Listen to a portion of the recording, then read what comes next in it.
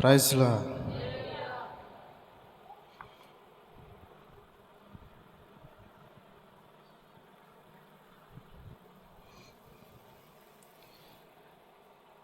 నా నమ్మిక నీవు మాత్రమే, నా నమ్మిక నీవు మాత్రమే, నేనెప్పుడు నిన్ను విడువను యేసయ్యా, నేనెప్పుడు నిన్ను విడువను, నేనెప్పుడు నిన్ను విడువను యేసయ్యా, నేనెప్పుడు నిన్ను విడువను.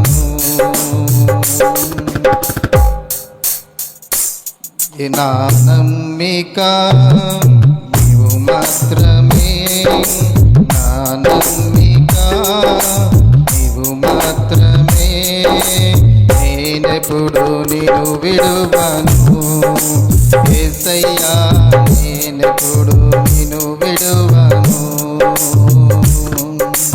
నేనెప్పుడు నిన్ను విడువను యేసయ్యా, నేనెప్పుడు నిన్ను విడువను. ఎన్ని కష్టాలైనా బెదరను, ఎంత బాధైనా వెను తిరుగను, ఎన్ని కష్టాలైనా బెదరను, ఎంత బాధైనా వెను తిరుగను. నా నమ్మిక నీవు మాత్రమే, నా నమ్మిక నీవు మాత్రమే.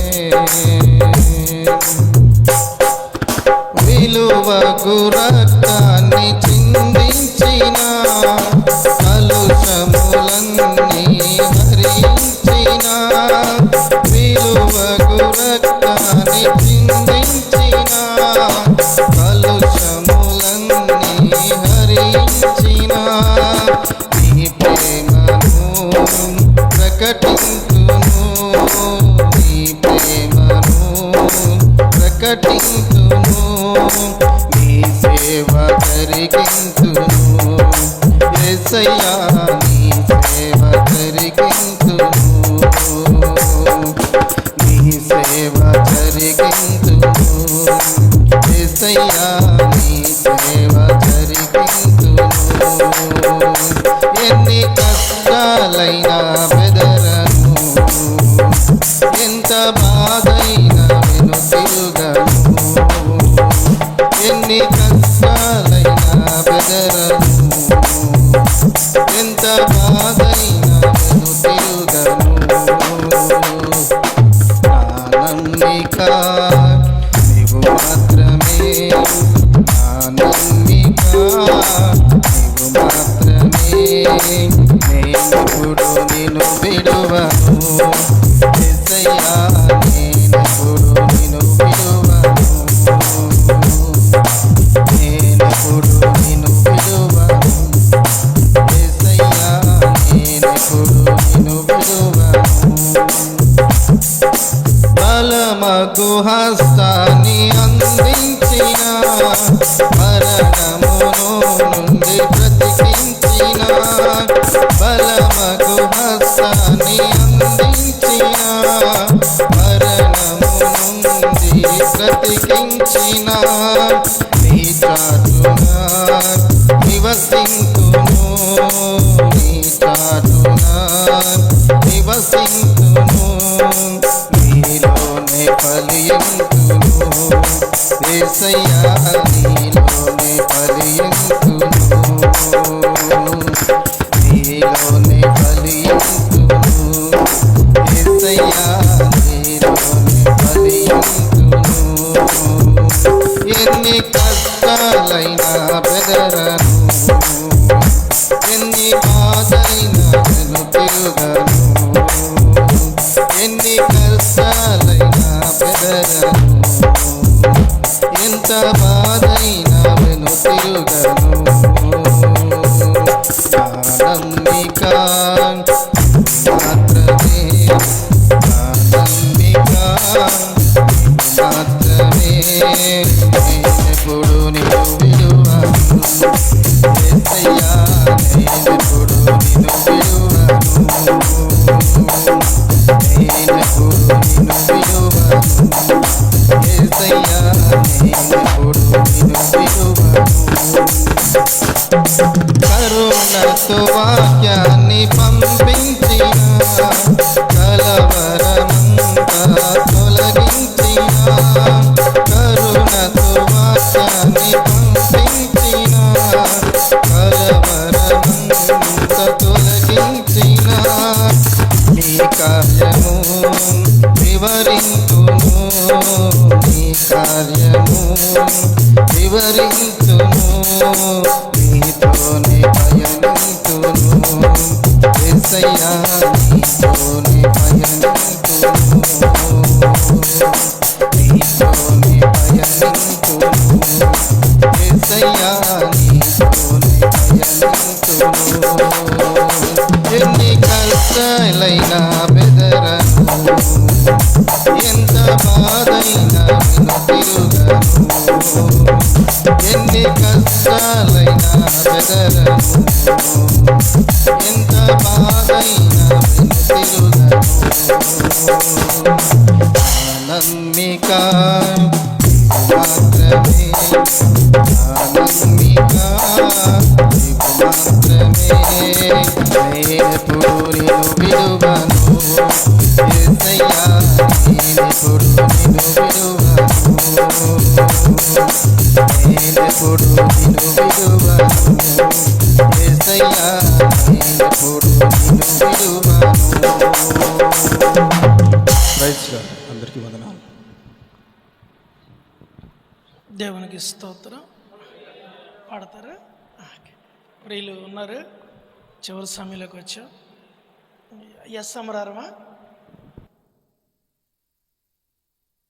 రామన్నపాలెం ప్రియులు ఉన్నారు.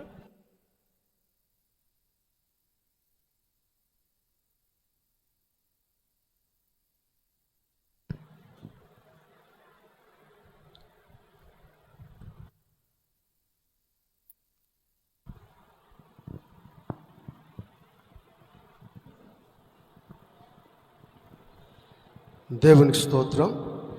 మరొక పాట పాడుకుంటూ ప్రభువుని స్తుతిద్దాం. వీలైనంత వరకు చప్పట్లు కొడుతూ ప్రభుని మహిమపరుద్దాం. దేవుని స్తోత్రం. నేనెందుకని నీ సొత్తుగా మారితిని,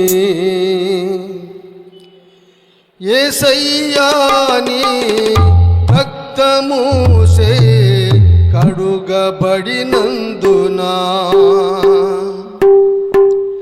నేనెందుకని నీ సొత్తుగా మారితిని, యేసయ్యా నీ రక్తమూసే కడుగబడినందునా, నేనెందుకని సొత్తుగా మారితిని, యేసయ్యా నీ రక్తమూసే కడుగబడినందునా, నీ అనాది ప్రణాళికలో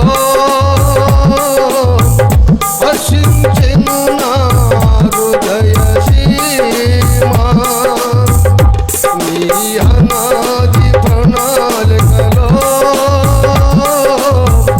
హర్షించెను నా హృదయ సీమా, నేనెందుకని ఈ సొత్తుగా మారితిని, యేసయ్యా నీ రక్తమూసే కడుగబడినందునా, నేనెందుకని నీ సొత్తుగా మారితిని, యేసయ్యా నీ రక్తమూసే కడుగబడినందునా,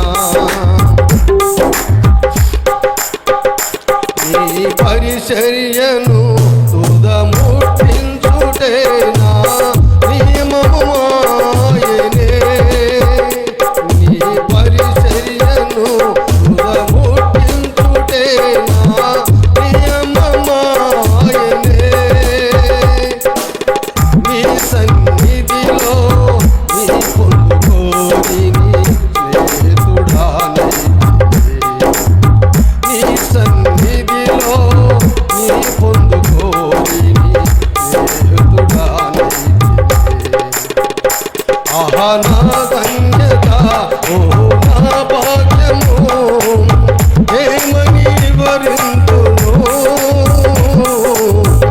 ఏమని వివరింతును ఆహా నా ధన్యత ఓ నా భాగ్యము ఏమని వివరింతును ఏమని వివరింతును నేనెందుకని నీ సొత్తుగా మారితిని యేసయ్యా నీ రక్తముచే కడుగబడినందున నీ అనాది ప్రణాళికలో హర్షించెను నా హృదయ సేన నీ అనాది ప్రణాళికలో హర్షించెను నా హృదయ సీమ నీ శ్రమలలో పాలుందుటయే నా దర్శనమాయనే నీ శ్రమలలో పాలుందుటయే నా దర్శనమాయనే నా తనువంతున శ్రమలు సహించిని వారసుడాని నా తనువంతున శ్రమలు సహించిని వారసుడాని ఆహా నా ధన్యత ఓ నా భాగ్యము ఏమని వివరింతును ఏమని వివరింతును ఆహా నా ధన్యత ఓ నా భాగ్యము ఏమని వివరింతును ఏమని వివరింతును నేనెందుకని సొత్తుగా మారితిని యేసయ్యా నీ రక్తముచే కడుగబడినందున నా ఈ అనాది ప్రణాళికలో హర్షించెను నా హృదయ సీమ నీ అనాది ప్రణాళికలో హర్షించెను నా హృదయ సీమ నీలో నేనుండుటే నీలో నాలో నీ ఉండుటే నా ఆత్మీయ అనుభవమే నీలో నేనుండుటే నాలో నీ ఉండుటే నా ఆత్మీయ అనుభవమే పరిశుద్ధాత్ముని అభిషేకముతో నీ పరిపూర్ణత పరిశుద్ధాత్ముని అభిషేకముతోని పరిపూర్ణత ఆహానగత ఓహో నా భాగ్యము ఏమని వివరింతును ఏమని వివరింతును ఆహా నా ధన్యత ఆహా నా భాగ్యము ఏమని వివరింతును ఏమని వివరింతును నీలో నేనుండుటే నాలో నీ ఉండుటే నా ఆత్మీయ అనుభవమే నీలో నేనుండుటే నాలో నీ ఉండుటే నా ఆత్మీయ అనుభవమే పరిశుద్ధాత్ముని అభిషేకముతోని పరిపూర్ణత పరిశుద్ధాత్ముని అభిషేకముతోని పరిపూర్ణత ఆహా నా ధన్యత ఓ నీ భాగ్యము ఏమని వర్ణింతును ఆహా నా ధన్యత ఆహా నా భాగ్యము ఏమని వర్ణింతును ఏమని వర్ణింతును కనీని సొత్తుగా మారితిని యేసయ్యాని రక్తమూసే కడుగబడినందునా యేసయ్యాని రక్తమూసే కడుగబడినందునా నీ అనాది ప్రణాళికలో హర్షించెను నా హృదయ సీమా నీ అనాది ప్రణాళికలో హర్షించెను నా హృదయ సీమా నేనెందుకని నీ సొత్తుగా మారితిని యేసయ్యాని రక్తమూసే కడుగబడినందునా. దేవుని స్తోత్రం. దైవజనులకు వందనాలు. Okay, thank you.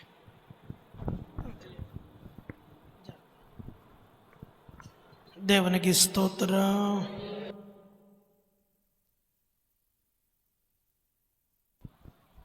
హల్లెలూయా. చివరి సమయంలోకి మనం వచ్చాం.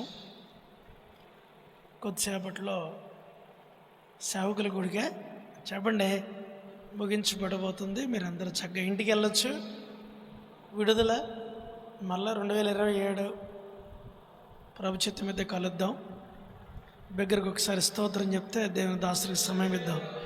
దేవునికి స్తోత్రం. ప్రియులు, ఆత్మీయులు, గొప్ప దైవజనులు మన మధ్యలోకి రావడం మనకెంతైనా ఆశీర్వాదం. మరి ఉన్నటువంటి సేవకుల్లో మంచి ఆత్మీయ జీవం కలిగినటువంటి దేవుని దాసులు, పెద్దలు, సహవాస నాయకులు, మరి ప్రెసిడెంట్ గారు మన మధ్యలోనికి రావడం మనకెంతైనా చెప్పండి ఆశీర్వాదం. నాన్న వెళుతూ వెళుతూ నాకు మరి మామీతో ఒక మంచి గొప్ప సహవాసం ఇచ్చారు.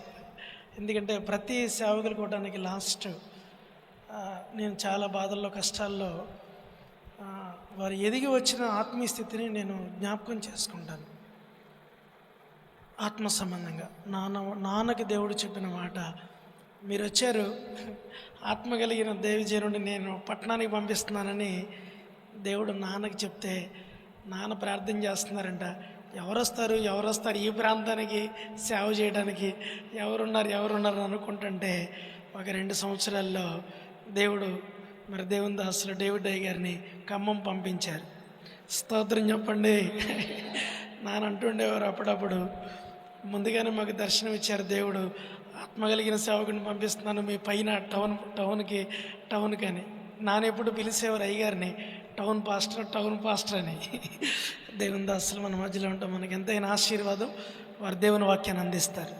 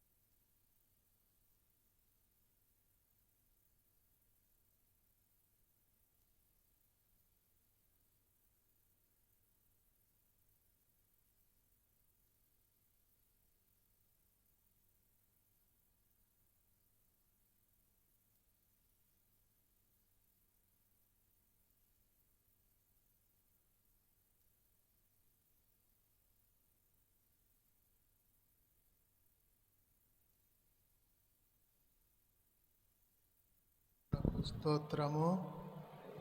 మీ అందరికీ నా హృదయపూర్వక వందనాలు. మరి వేదికను అలంకరించిన పెద్దలకు కూడా నా హృదయపూర్వక వందనాలు. అందరికీ వందనాలు. చాలామందికి నేను తెలుసు, చాలామందికి నేను తెలియకపోవచ్చు. ఎందుకంటే క్రొత్తగా సేవకెడుతున్నటువంటి సేవకులకు మరి నేను తెలియకపోవచ్చు. పాత సేవకులందరికీ తెలుసు, నేను తెలిసిన వాళ్ళు చేయొద్దండి. దేవునికి స్తోత్రం.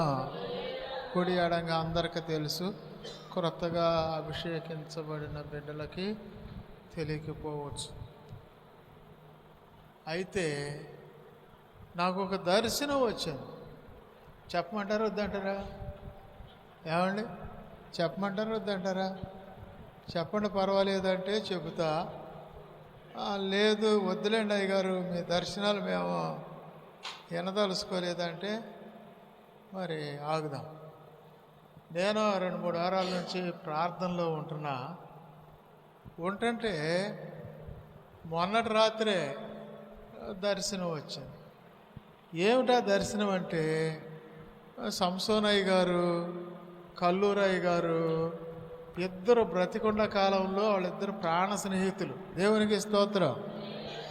ఒకళ్ళ కంటే ఒకళ్ళకి బాధ కలిగిందనుకో, ఆయనకి చిన్న బాధ వస్తే ఈయన బాధపడేవాడు, ఈయనకి చిన్న బాధ వస్తే ఆయన బాధపడేవాడు.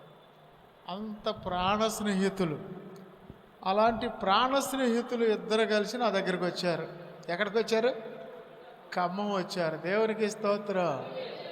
ఖమ్మం వస్తే సంసోనయ్య గారేమో పక్కన నుంచున్నాడు, కల్లూరయ్య గారేమో ఒక కిరీటం పెట్టుకుని వచ్చాడు. అది ఎండిదంట. దేవునికి స్తోత్రం.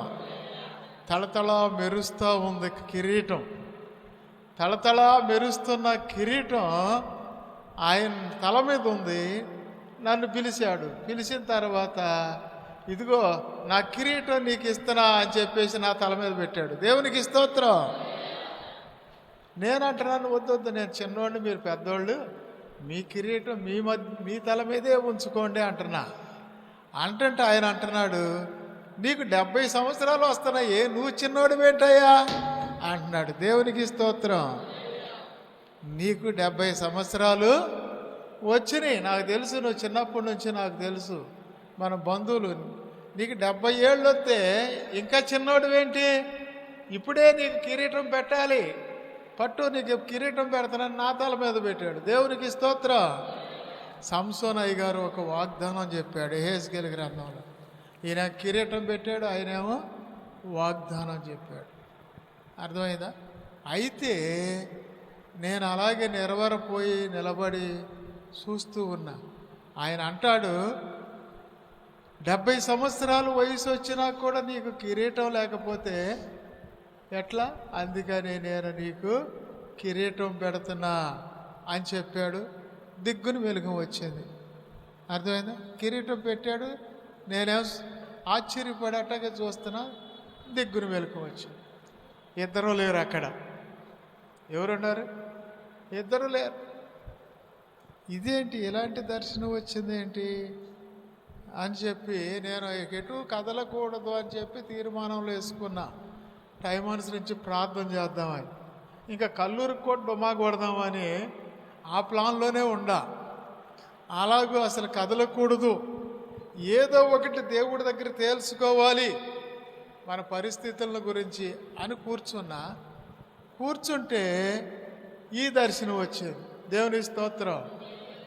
అది మొన్న జరిగిన దర్శనం. అర్థమైందా? తర్వాత ఈరోజు లేచి పొద్దున్నే స్తుతి ప్రార్థన చేస్తాను. స్తుతి ప్రార్థన చేసుకుంటుంటే ఫోన్ వచ్చింది ఆంధ్ర సైడ్ నుంచి. ఏమిటాయా అంటే, మా లింగాయపాలెం అయ్య గారు మనవరాల్ని ఆ గంగినేని అయ్య గారు 2వ కొడుకు చేశారు, ఆయన చనిపోయాడంట అని ఫోన్ వచ్చింది. అర్థమైందా?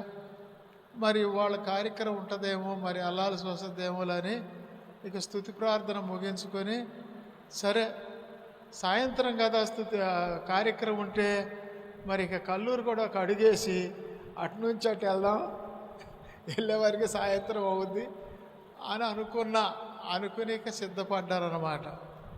తర్వాత మేము వచ్చేటప్పుడు ఈ పోస్ట్లో పెట్టారంట. మా మనవడు తీసుకొచ్చి చూపించాడు.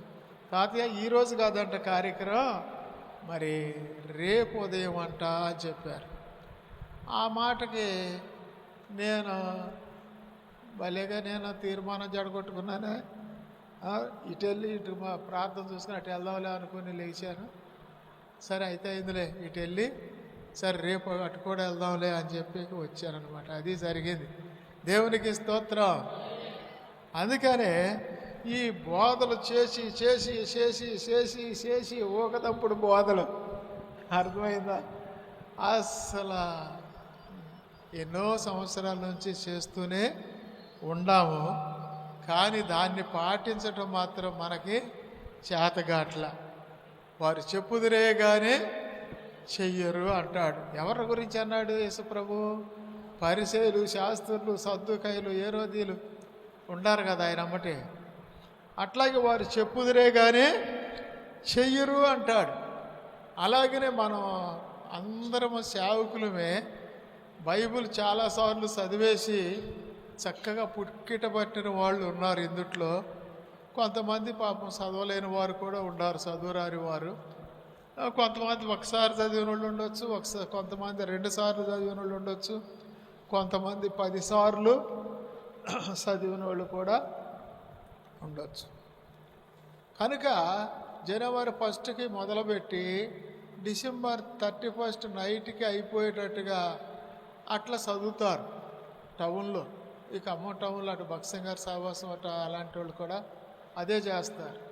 మరి మన దైవ స్వరూపికి మాత్రం ఆ నియమం ఉందో లేదో నాకు తెలియదు. అలాగనే మరి నేను కూడా చాలాసార్లు చదివాను. మరి దాంట్లో ప్రతి మంచి మాట దొరకంగానే నోట్స్ పక్కనే ఉంటుంది, రాసుకుంటా. అర్థమైందా? కుడి ఎడంగా బైబిల్లో మంచి మంచి పాయింట్లన్నీ నోట్ చేసేసా. 4-5 నోటు పుస్తకాలు అయిపోయాయి. అర్థమైందా? అది ఏ మాట అన్న ఎవరైనా చెబితే ఆ మాట ఆ నోట్స్ని తిరగైతే దాంట్లో దొరికేస్తుంది. అర్థమైందా? ఖచ్చితంగా దొరికేస్తుంది. అట్లా నోట్స్ రాసుకుంటూ చదివే వాళ్ళు కొందరు ఉంటారు, మామూలుగా చదువుకొని వెళ్ళిపోయేవాళ్ళు కొందరు ఉంటారు. మామూలుగా చదువుకుంటూ వెళ్తే మర్చిపోకుండా వచ్చేస్తాం. అది కాదు, చక్కగా నోట్స్ రాసుకుంటూ బైబుల్ చదివితే చక్కగా మనకి అన్నీ ఇంపార్టెంట్ వాక్యాలన్నీ మనకు దొరుకుతాయి. దేవునికి స్తోత్రం. అప్పుడు మనం ఇంపార్టెంట్ వాక్యం దొరికినప్పుడు దానిని బట్టి ప్రసంగం, ఇంకా కొన్ని వాక్యాలు సమకూర్చుకొని ప్రసంగం కూర్చుకుంటా. నేను నా అనుభవం చెబుతున్నా, ఇప్పుడే కాదు, బైబిల్ పట్టుకున్న కాడ నుంచి నాకు అనుభవం అది. అర్థమైందా? ప్రసంగం ఆ చదివిన వాక్యాల్లో ఇంపార్టెంట్ అయిన మాటల్లో నోట్ చేసుకుంటే ఆ మాటల్లో నుంచి మంచి మాట దొరికిందనుకో, దానికి ఇంకా 4 వాక్యాలు ఎక్కడున్నాయో ఎత్తుక్కొని పొందుపరుచుకొని దానిని నేను ప్రసంగంగా కూర్చుకుంటా. అలా కూర్చుకున్నప్పుడు అది కొంచెం నాకు తృప్తి అనిపించదు. దేవునికి స్తోత్రం. అందుకని నేను ఎప్పుడు ఏ వాక్యం చెప్పినా అంశం మీదే చెబుతూ నాకు అలవాటు. అర్థమైందా? ఏదో ఆకు అల్లా సూది సుక్క అని చెప్పేసి అవి 4 మాటలు చెప్పి దిగిపోను. అర్థమైందా? సంసోనయ్య గారు ఒకసారి చెప్పాడు నాకు కూర్చోబెట్టి, ఎప్పుడైనా సభల్లోకి వెళ్ళినప్పుడు, అంటే నేను ప్రారంభంలో ఉన్నప్పుడు వాక్యం చెప్పమన్నప్పుడు ఏదో చెప్పి దిగిరావటం కాదు. అర్థమైందా? కోడికి కత్తి కడితే వెళ్ళి పందెం కొట్టాల్సిందే, అట్టయితేనే కత్తి కట్టాలి, లేకపోతే ఇది జచ్చుద్ది, కట్టబాకండి అనేవాడు. చెప్పగలిగితేనే చెప్పండి, లేకపోతే నా వల్ల వద్దులే అని చెప్పేసి కాదని చెప్పి పక్కకు వచ్చేయండి అనేవాడు. అది కూడా నువ్వు ఎంత మట్టికి పాటిస్తున్నావో ఆ పాటించేయే బోధించాలి అనేవాడు. బోధించిని నువ్వు ఖచ్చితంగా పాటించాలనేవాడు. కానీ కొన్ని పాటించలేకపోతున్నాము. అవి మన అవిధేయతే. పౌలు గారు కూడా అంటాడు, మేలైనది చేయనెరిగి ఉండి చేయకపోతే పాపం అంటాడు. కనుక ఆయన కూడా చాలాసార్లు అన్నాడు అన్నమాట, నేను పాటించాలనుకున్నా కానీ అవి నేను పాటించలేకపోతున్నాను అంటాడు పౌలు కూడా. కనుక మరి చాలా ప్రసంగాలు కల్లూరులో సేవకులు ధన్యులు. దేవునికి స్తోత్రం. ఎందుకని? కల్లూరులో సేవకులైన వారు ధన్యులు. కల్లూరులో సేవకులు మీటింగులకు వచ్చిన ప్రతి సేవకుడు కూడా ధన్యుడే. ఎందుకని చెప్పండి? కల్లూరు సేవకులు మీటింగుల్లో చక్కని అనుభవాలు వచ్చేస్తూ ఉంటాయి. అవునా కాదా? దైవ స్వరూపి అనుభవాలన్నీ కూడా ఇక్కడ బోధించిన వారే కానీ బోధింపని వారు ఎవరునూ లేరు. కనీసం బోధించలేకపోయినా కూడా కొంచెం సౌండ్ పెట్టాయా, నా గొంతుకు పోయిందిలే. బోధించలేకపోయినా కూడా సాక్ష్యమైనా సరే వినిపించి అది ఒక కొత్త అనుభవంలోనికి నడిపిస్తూ ఉంటుంది అన్నమాట. కనుక కొందరు బోధించగలిగిన వాళ్ళు బోధించారు, బోధించలేని వారు చక్కని సాక్ష్యాలు చెప్పి చక్కగా బలపరుస్తూ వచ్చారు. అట్లాగే కల్లూరయ్య గారి సర్వీస్ అంతా కూడా ఇక్కడ అనేక మంది సేవకులు వచ్చి తరబీజు పొంది అనుభవాలు చెప్పి ప్రార్థనలు చేసి చక్కగా నడిపించినటువంటి వారే. అవునా కాదా? ఇక్కడ చక్కగా అందరి అనుభవాలు చక్కగా పుక్కిడి బట్టి చక్కగా విన్నటువంటి వారు. కనుక మరి మీరు చాలా ధన్యులు. అందరూ ఒక్కొక్క అనుభవమే చెప్తారు, కానీ కొన్ని సంఘాల్లో కనుక అనుభవాలు చక్కని అనుభవాలు మనకి పొందుపరచబడి చక్కగా మరి తెలియపరచబడుతూ ఉంటుంది. కనుక ఇక్కడికి వచ్చినాక ఎంతమంది వాక్యాలు చెప్పారు, చక్కని అనుభవాలు బోధించి ఉంటారు. నాకు తెలిసి నేనైతే వినలేదులే, కానీ చక్కని అనుభవాలు బోధించి ఉంటారు. అవునా కాదా? తెలియని వాళ్ళకి కూడా చక్కగా కొన్ని అనుభవాలు తెలిసి చక్కగా నేర్చుకోవటానికి ఇది ఒక మంచి అవకాశం. అయితే నేను కూడా ఇక్కడే చాలా సంవత్సరాల క్రిందట ప్రార్థనలో ఉన్నాము. 3 నెలల 20 రోజుల వరకు పితరుల దోషాలు ఒప్పుకోవడానికి. అలాగనే ఈ సేవకుల మీటింగులకు కూడా చాలాసార్లు హాజరయ్యాం. అయితే ఇప్పుడు ఈరోజు నేను చెప్పబోయే వాక్యం ఏమిటయ్యా అంటే, బైబిల్ గ్రంథములో కొరింథీయులకు రాసిన మొదటి పత్రిక చూడండి, 10వ అధ్యాయము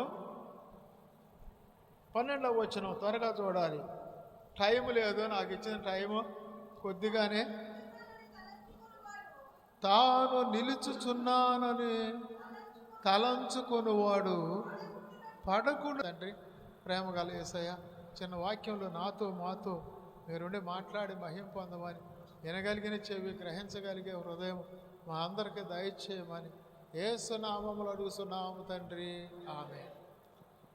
బైబిల్ గ్రంథంలో చూస్తే అపోస్తులైనటువంటి పౌలు అంటాడు, చక్కని మాటలు చెబుతూ ఉన్నాడు.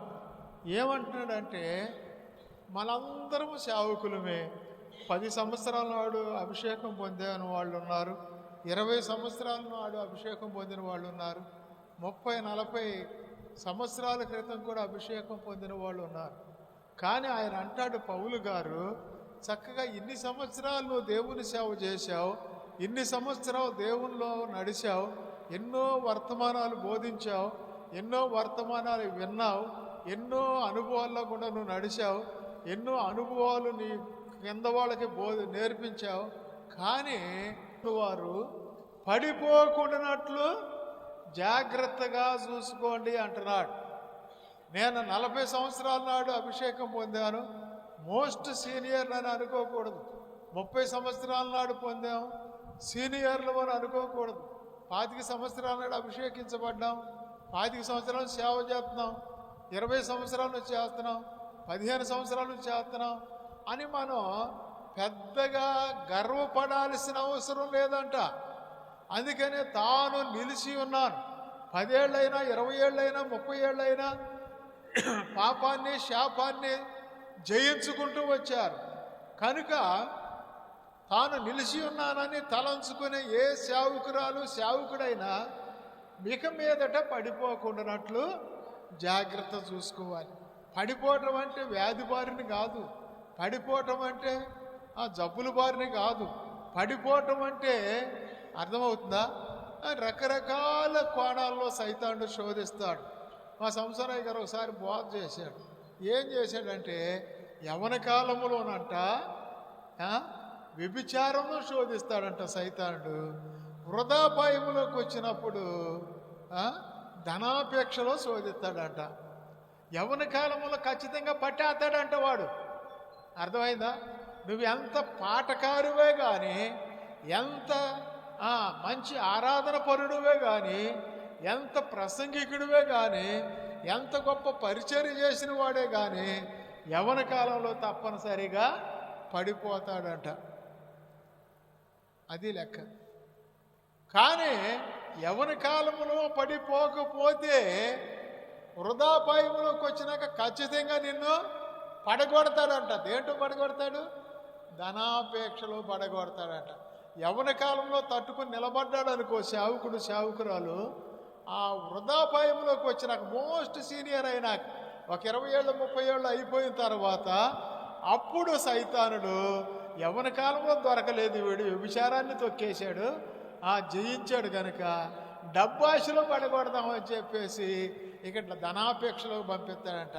అందుకనే అపోస్తులైనటువంటి పౌలు చెప్తున్న మాట, నువ్వు యవ్వన కాలంలో జయం పొందేవు మంచిదే, కానీ వృధాపాయంలోకి వచ్చినాక ఖచ్చితంగా నేను ధనాపేక్షలో పడగొట్టేస్తాడు. అప్పుడు ధనాపేక్షలో పడగొట్టేస్తే మనకి ఏమొచ్చుంది?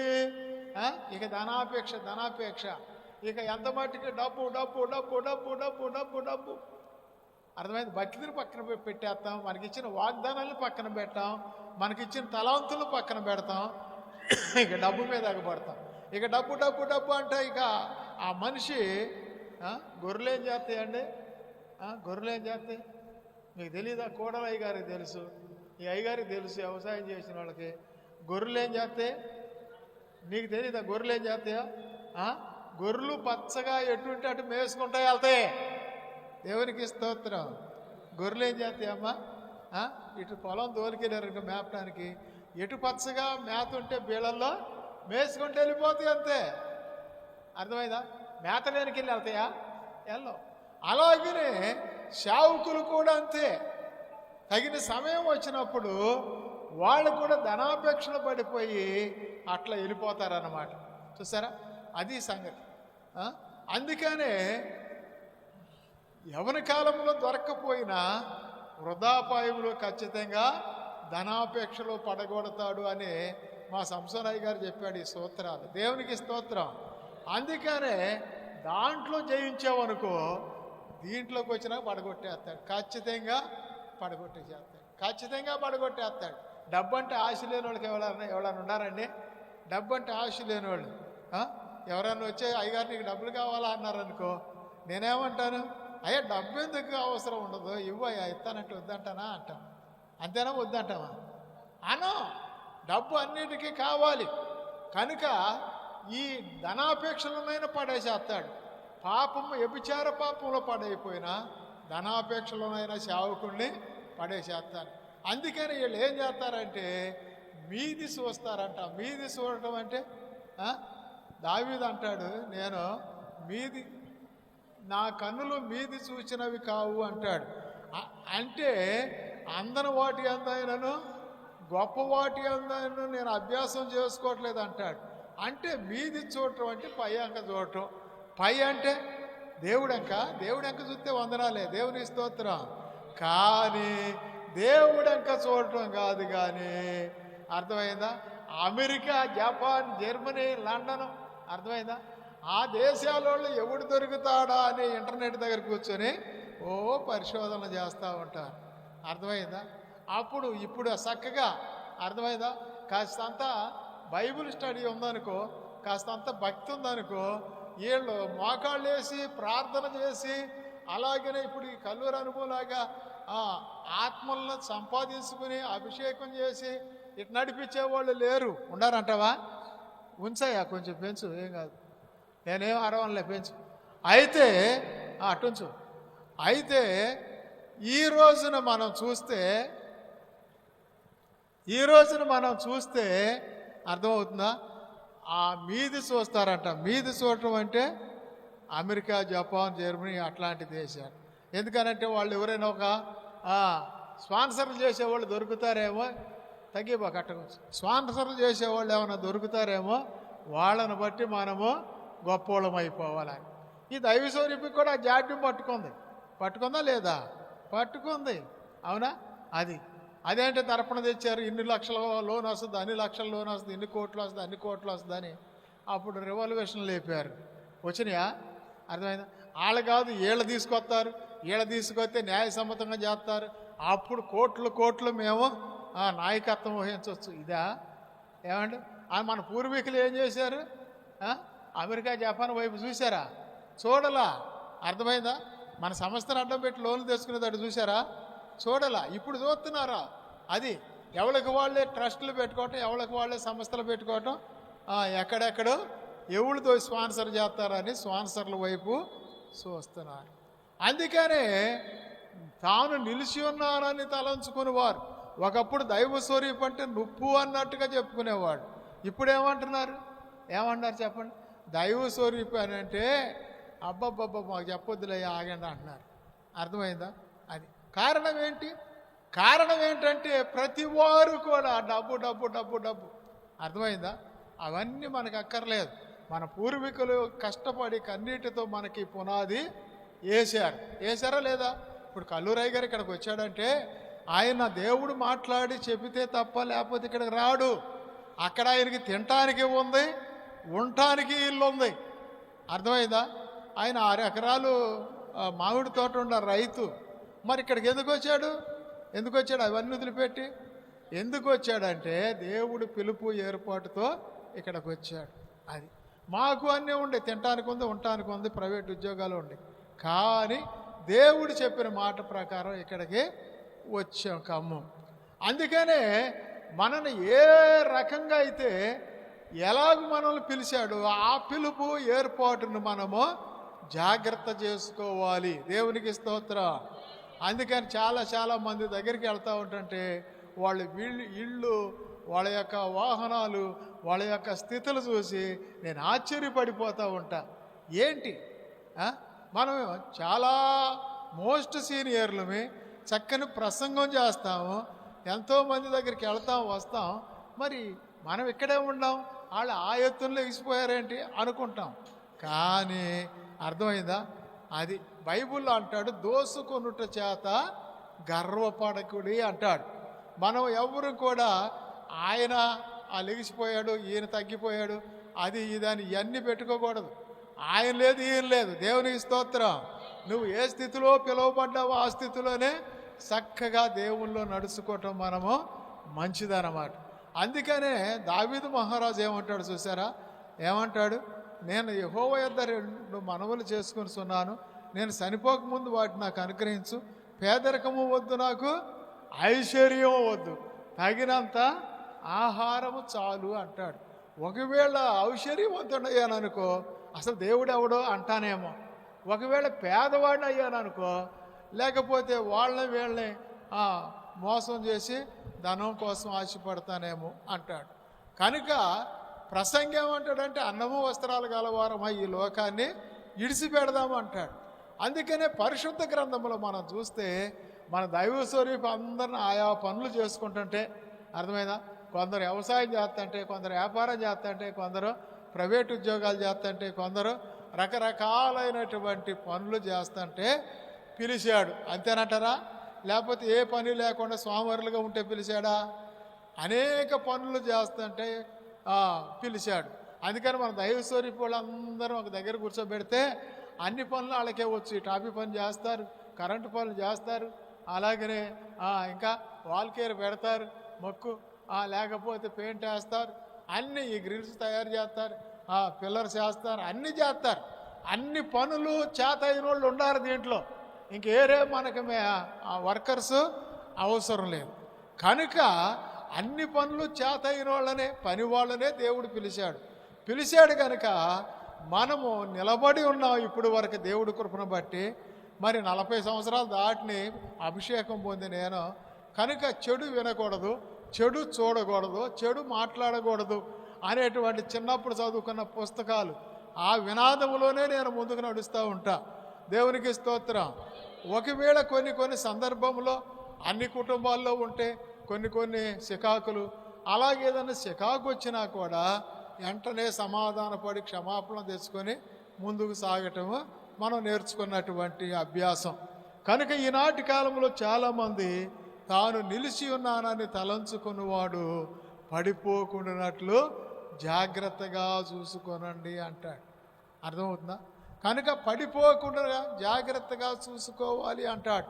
నువ్వు జాగ్రత్త లేదనుకో, నీ దగ్గర మనం బండి వేసుకుని వెళ్తున్నాం, అక్కడ వన్ వే ఉంది, అక్కడ పోలీస్ ఆయన ఉంటాడు, ఇటు ఆగండి అంటాడు, అటు బొండ అంటాడు. అర్థమైందా? ఒక గ్రీన్ లైట్ వేస్తాడు, అటు వెళ్ళిపోతాయి బళ్ళు కార్లు, డేంజర్ లైట్ వేసినకి వెళ్ళి ఆగిపోతాయి. అలాంటి పరిస్థితుల్లో ఆడు డేంజర్ లైట్ తీసేసి గ్రీన్ లైట్ వేసినప్పుడు వీడు వెళ్ళిపోతూ ఉంటాడు. అట్లానే నేను మోస్ట్ సీనియర్ని కదా, నేను రెవరెండ్ని కాదా, నేను 62ని కాదా, నేను 72ని కదా అని చెప్పేసి రకరకాలైన బిరుదులు పెట్టుకుంటున్నారు. పేరు వెనకాల రెవరెండ్, 62, 72 అని, పూజ్యుడని, మోస్ట్ రెవరెండ్ అని, లేకపోతే రైట్ రెవరెండ్ అని, ఈ అన్ని బిషప్పులని ఇవన్నీ పెట్టుకునేవన్నీ మనం పెట్టుకునే బిరుదులు. అందుకనే కలెక్టర్ గారు వచ్చినా వన్ వే దగ్గరకు వచ్చినాక ఆగిపోవాలి. ఆగిపోలేదనుకో, ముందుకు వెళ్ళాడు అనుకో, నేను కలెక్టర్ని కదా అని, ఏమవుతుంది? అటు వచ్చే బండి కోర్టు పారేస్తుంది, యాక్సిడెంట్, అంతే. పెద్ద అక్షరాలతో పేపర్లోకి వచ్చేస్తుంది. ఏమని వచ్చేస్తుంది అంటే పలానా స్థలంలో యాక్సిడెంట్ అయింది అని. అందుకనే సేవకుడు తాను నిలిచి ఉన్నానని తలంచుకునే ఏ సేవకురాలైనా, ఏ సేవకుడైనా పడిపోకుండానట్లు జాగ్రత్తగా చూసుకోవాలి అంటాడు. చూసారా? ఈనాడు చాలామంది పడిపోతూ ఉన్నారు భక్తిలో పడిపోవటం అంటే వ్యభిచారంలో పడిపోతూ ఉన్నారు, ధనాపేక్షలో పడిపోతున్నారు, కేసుల్లో పడిపోతున్నారు, గొడవల్లో పడిపోతున్నారు, రకరకాలైనటువంటి సమస్యల్లో పడిపోతున్నారు. పడిపోయి ఆత్మీయ స్థితిని కోల్పోతున్నారు, అంతే. చూసారా? అది ఒక సందర్భంలో, ఇప్పుడు కాదు, ఎప్పుడో 83లో సంసోనయ్య గారు అప్పుడు ఎరికేపాడులో ఉన్నాడు. ఆయన అన్నాడు, ఒక ఇల్లు కట్టుకున్నాడు, స్థలం కొనుక్కొని ఇల్లు కట్టుకున్నాడు ఎరికేపాడులోనే. చిన్న చర్చి స్థలం మాత్రం తాటాకులతో వేయబడి ఉంది. అది మా పూర్వీకులు ఇచ్చిన స్థలము. ఆ స్థలములో గుడి ఉంది, తాటాకుల గుడి. ఆ తర్వాత అక్కడ కొంచెం స్థలం కొనుక్కుని పక్కనే అది చిన్న ఇల్లు కట్టుకున్నాడు. దేవునికి స్తోత్రం. మేమే దానికి గోడలు పెట్టాం, మట్టి పోసాం, ఏమేమో చేసాం. దేవుడి దయ వల్ల పరిచయం చేస్తున్నాం. అప్పుడు సేవకు ట్రైనింగ్లు అయితే జరిగింది ఏంటంటే, అర్థమైంది, తలుపులు లేవు. ఇల్లంతా తయారైంది, బాగానే ఉంది, మంచిగా ఉంది, గృహప్రవేశం కూడా అయిపోయింది, కానీ తలుపులు లేవు, సరైన తలుపులు లేవు, ఏదో అడ్డం పెట్టుకున్నారు తాత్కాలికంగా. అలాంటప్పుడు ఆయన అన్నాడు, మొగలరాజపురంలో మా అత్తగారి ఇంటి దగ్గర పెద్ద యాప చెట్టు ఉంది, ఆ యాప చెట్టును చూసి మరి అది ఎలా పనికొత్తదో పనికిరాదో, దాన్ని కోపియాలంటే ఎట్లాగో, దాన్ని బయటకు తీసుకురావాలంటే ఎట్లాగో, దాన్ని మిషన్ దగ్గర తీసుకెళ్ళాలంటే ఎట్లాగో, అది ఎలా సైజులు కోపియాలో అవన్నీ తెలిసిన ఆయన తీసుకెళ్ళి చూసి అది ఎట్టగో చూసొద్దాం రండి అని నన్ను కూడా తీసుకెళ్ళాడు. అప్పుడు నేను కూడా ఆయన అమ్మటి బైబిల్ పట్టుకుని ఆయన సంచి పట్టుకుని తిరిగేవాళ్ళం. అర్థమైన పరిచర్యలు వెళ్ళే పాఠాలకి వెళ్తా ఉండగా చూసారా, దగ్గరికి వెళ్ళిపోయాము. వాళ్ళ అత్తగారి ఇంటి దగ్గరికి, రాణిమ్మ గారు వాళ్ళ ఇంటి దగ్గరికి. అంత దూరం ఉండగా, ఆ పెట్రోల్ బంక్ అంత దూరం ఉండగా అన్నాడు, ఇక్కడ ఒక సేవకుడు తెలుసండి నాకు, ఈ దారిలోనే ఆ ఇంటికి వెళ్దాము అన్నాడు. దేవునికి స్తోత్రం. ఎవరు తెలుసు అంట? ఒక సేవకుడు తెలుసు. మరి వెళ్తా అతను పలకరించి వెళ్దాం అన్నాడు. అంటే సరే పదా అన్న. బైబిల్ పట్టుకుని వెనకాల నడవటమే మన పని. అది సరేనని ఆ బ్యాగ్ తీసుకొని నేను వెనకాల నడుతున్నాను. ముందు వెళ్ళిపోయి ఒక ఇంటి దగ్గరికి వెళ్ళిన తర్వాత ఆ ఇంటికి డోర్ కట్టనడ్డం కట్టి ఉంది.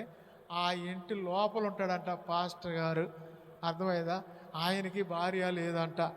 ఆయన భార్య ఎప్పుడో చచ్చిపోయిందంట. ఈయన గొప్ప ప్రసంగికుడు అంట. సంసోనయ్య గారు చిన్నప్పుడే ఆయన మౌత్ తీసుకుని ఆ సంఖకు తగిలించుకుని చిన్న ఇదేంటిది ఇది తగిలించుకొని గొట్టం తీసుకుని ఇంట్లో రోడ్లన్నీ తిరిగి ప్రకటన చేసేవాడంట.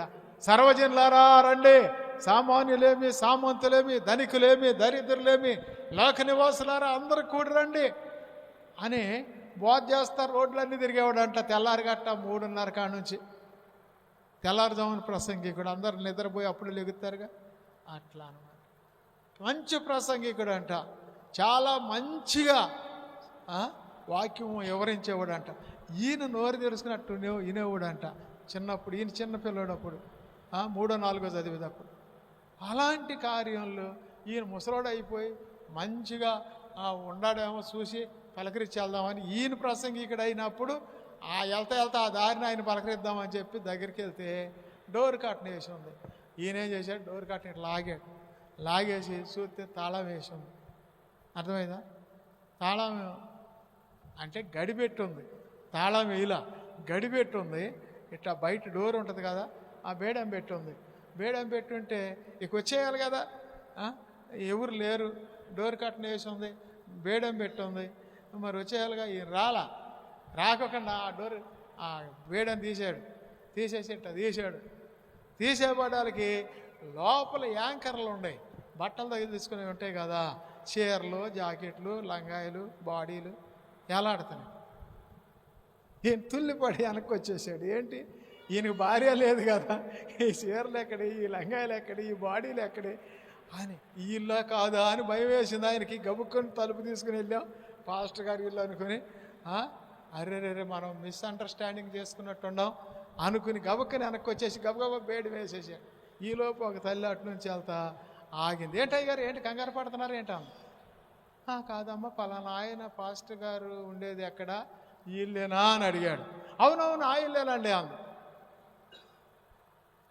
మరి ఏంటి లోపల ఆయనకి కూతుళ్ళు ఉన్నారా, లేకపోతే ఇంకో పెళ్లి చేసుకున్నాడా ఏంటి అని ఈయన సందేహంలో పడి అడిగితే ఆమె ఏమందో చూసావా, ఏంటయ్యా ఇవాళ అందరూ దొంగ పాస్టర్లేగా, ఏంటమ్మా చీరలు ఉండగా అని ఈయనంటే ఆయన ఆ మాట అన్నాడు. ఆ అమ్మాయి ఆ మాట అంది. ఏంటి ఆ మాట అందని చెప్పంటే, ఎవరో ఒక ఆమెను తెచ్చుకుని ఇంట్లో పెట్టుకున్నాడు అయ్యా. ఆయన చిన్నప్పుడున్న సాక్ష్యం ఆయన పెద్దోడు అయ్యేపాటానికి ఏమైపోయింది, పోయింది అంతే. అర్థమైందా? కనుక ఈనాడు చాలా మనం జాగ్రత్త పడాలి. అర్థమైందా? యవన కాలంలో పెళ్లి చేసుకోపోయావా, ఎవడొద్దన్నాడు? ఏమండి, భార్య చనిపోయింది, పెళ్లి చేసుకో, తప్పులేదు. అంతేగాని ఈ సన్నాశేషాలు ఎందుకు? అందుకనే పెళ్లి చేసుకుంటే తప్పులేదు. అర్థమైందా? అది అందుకని ఈనాటి కాలంలో ఒకసారి విశాఖపట్నంలో ఒక 1000 మందితో ప్రార్థన చేసాం. ఆయన గారు కూడా వచ్చావు కదా, ఆ తోటలో సంసోనయ్య గారు చనిపోయే ముందు కొద్ది రోజుల తర్వాత చనిపోతారు. 1000 మంది పైన ఉన్నారు, 1200 మంది. ఒక ట్రూపులో దానియేలయ్య గారు లీడరు, నడిపించే లీడరు. ఒక ట్రూపులో నేను, దేవుని స్తోత్రం, A-B సెక్షన్ల వారీగా పెట్టి ప్రార్థనలు చేయించాం.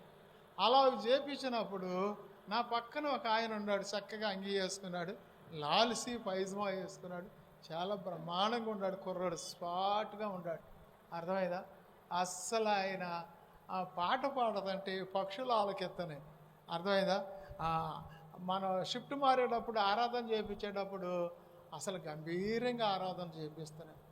నేను చూసా కుర్రోడు, ఇంకా అబ్బా ఎక్కడ పట్టుకొచ్చాడు ఈ గిత్తనే, బ్రహ్మాండంగా ఉంది, కోడి గిత్త బాగా. మేమేమో అరిసి గొంతుకులు పోయినాయి, ఆయనకి ఏం పోవాలా, గొంతుకు కూడా చాలా చక్కగా ఉంది. సరేనని చెప్పేసి దేవుని స్తోత్రం, ఆ రాగు జరిగిపోయిన 4 రోజులు అయిపోయింది. అయిపోయిన తర్వాత ఇక ఎవడింటికాడ వెళ్ళిపోయాం. అర్థమైందా? వెళ్ళిపోతే ఆయన గురువు గారు అంటే నా దగ్గరికి వచ్చాడు, ఖమ్మం. అర్థమైందా? నా దగ్గరికి వస్తే ఏంటి విశేషం అని అంటే, నేను మా శిష్యుడి దగ్గరికి వెళ్ళానండి, మా శిష్యుడు అక్కడ లేడు అన్నాడు. ఏడకి వెళ్ళాడు, ఆయన భార్య పిల్లలు ఉన్నారు, ఏడకి వెళ్ళాడు అని అంటే అర్థమైందా? ఆయన అంట చూసారా,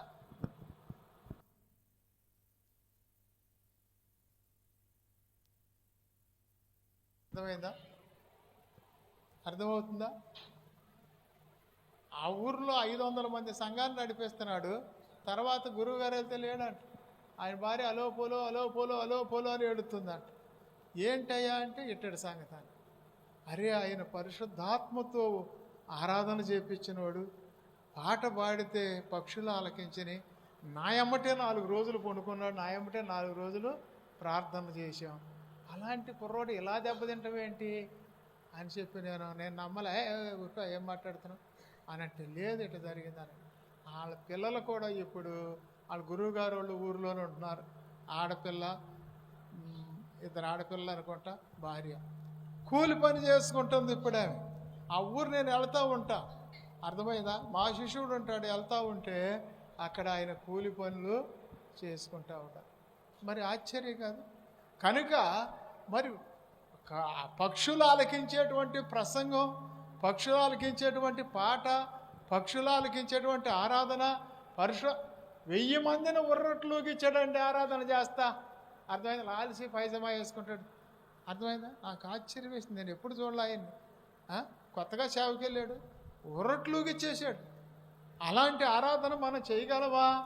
అలాంటి పాట మనం పాడగలవా అనిపించింది నాకు.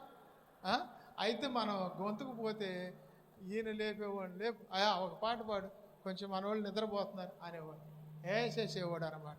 కనుక అలాగున చక్కని పాటలు, చక్కని ఆరాధన చేసినటువంటి దైవజనుడు ఈ పని చేశాడంటే ఎంత బ్యాడ్ అది.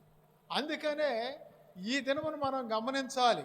తాను నిలిచి ఉన్నానని తలంచుకొని ఏ యొక్క సేవకురాలైనా, ఏ యొక్క సేవకుడైనా పడిపోకుండా జాగ్రత్తగా కలిగి ఉండాలి. దేవునికి స్తోత్రం.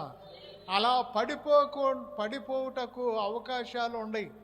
యవన కాలంలో పాపంలో పడేస్తాడు. యవన కాలంలో నువ్వు పాపాన్ని జయించేవనుకో, ధనాపేక్ష తీసుకొచ్చి పడేస్తాడు, డబ్బు తెచ్చి పడేస్తాడు సైతాను. దాన్ని పోగొట్టుకున్నాడే దీన్ని ఆయన సంపాదించుకుంటాడు. అప్పుడు మనం చక్కగా ఈడ్చుకొని పోవచ్చు అని. ఎక్కడికి? నరకానికి. అందుకనే దీనిలోనైనా లోపరుచుకోవాలి. అప్పుడు వీళ్ళకి ఆలోచన ఏం వచ్చిందంటే, అక్కడ అది చేయాలి, ఇక్కడ ఇది చేయాలి, ఇక్కడ అది చేయాలి, ఇక్కడ ఇది చేయాలి అని ఆలోచనలు కలిగి ఇక దోపుడు మీద ఎగబడ్డాడట. సౌలు ఏం చేశాడు?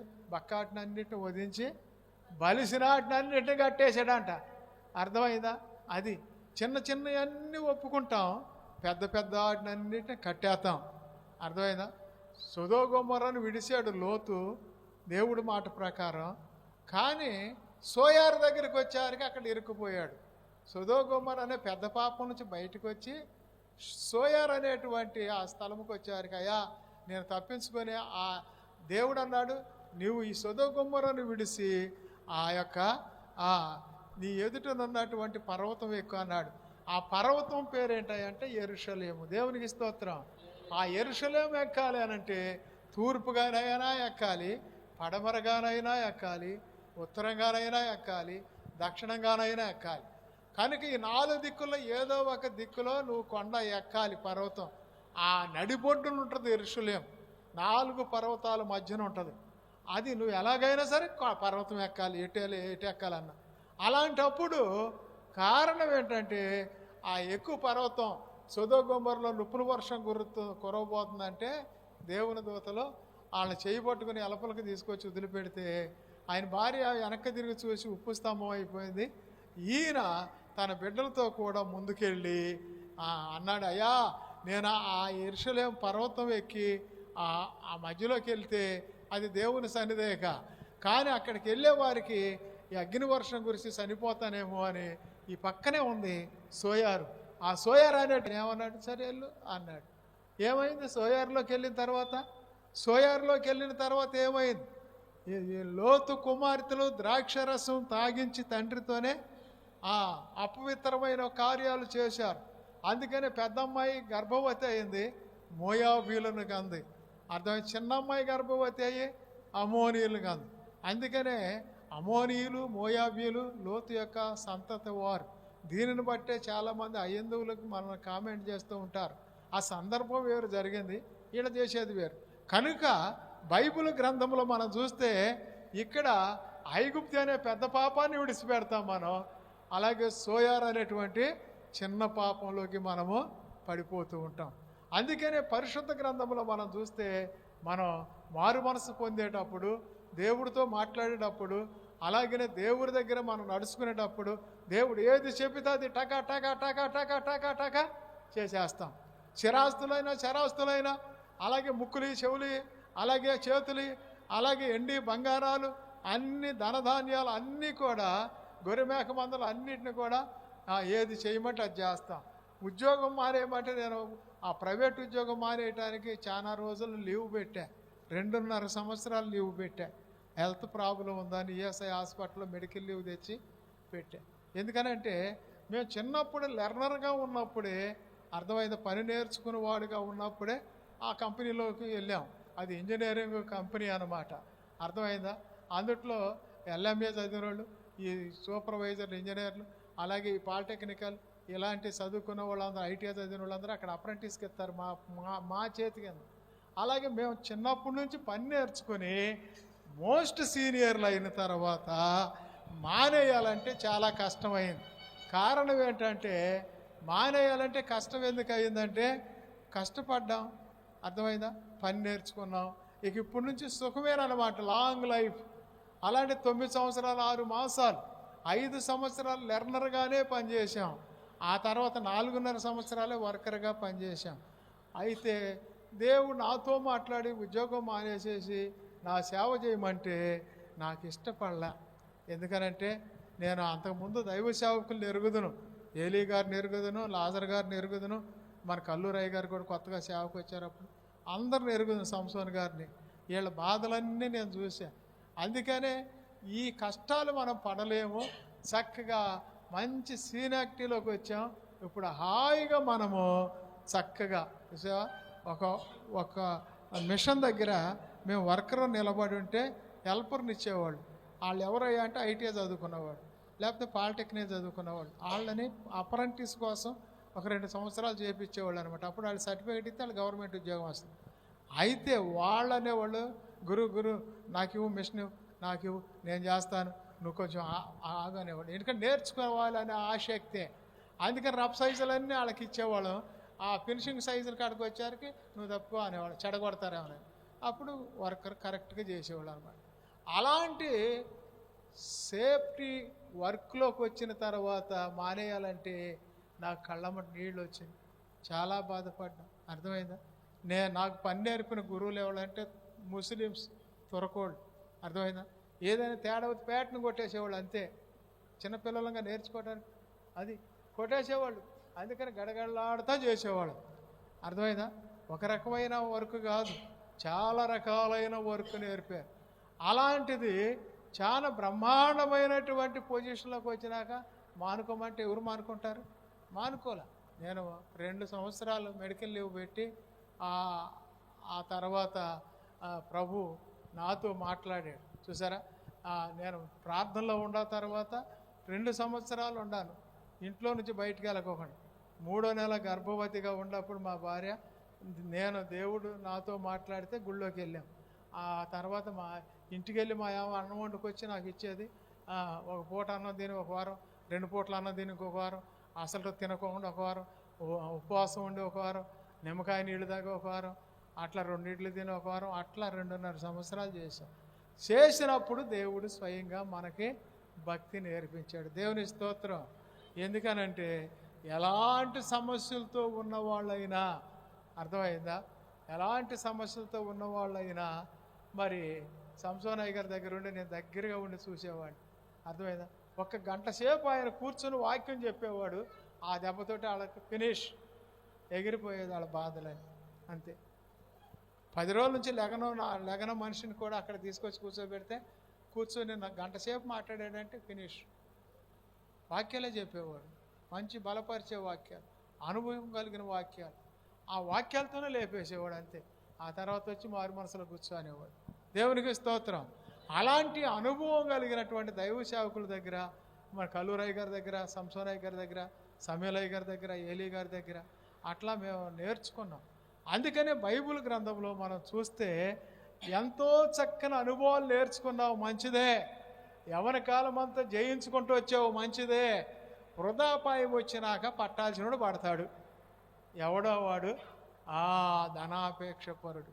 ఆడు పట్టేసి మనల్ని కొంగేస్తాడు అన్నమాట, కోలేస్తాడు. చూడు, నీకంటే వెనకాల సేవకు వచ్చాడు, ఆయన చూడు ఏ రకంగా ఉన్నాడు, నీకంటే వెనకాల సేవకు వచ్చాడు, ఈయన చూడు ఏ రకంగా ఉన్నాడు అని చెప్పి అట్లా చూపిస్తాడు. చూపిస్తే వీళ్ళు కూడా ఏంటంటే చక్కగా ఇక మనం కూడా ఏదో చేయాలి, ఏదో సంపాదించాలని దోపిడి మీద ఎగబడతారు. అందుకని అపోస్తలుడైన పౌలు ఏమంటాడో చూసారా, తాను నిలిచి ఉన్నానని తలంచుకునే ఏ సేవకుడైనా చూసారా పడిపోకుండానట్లు జాగ్రత్తగా చూసుకోండి అంటాడు.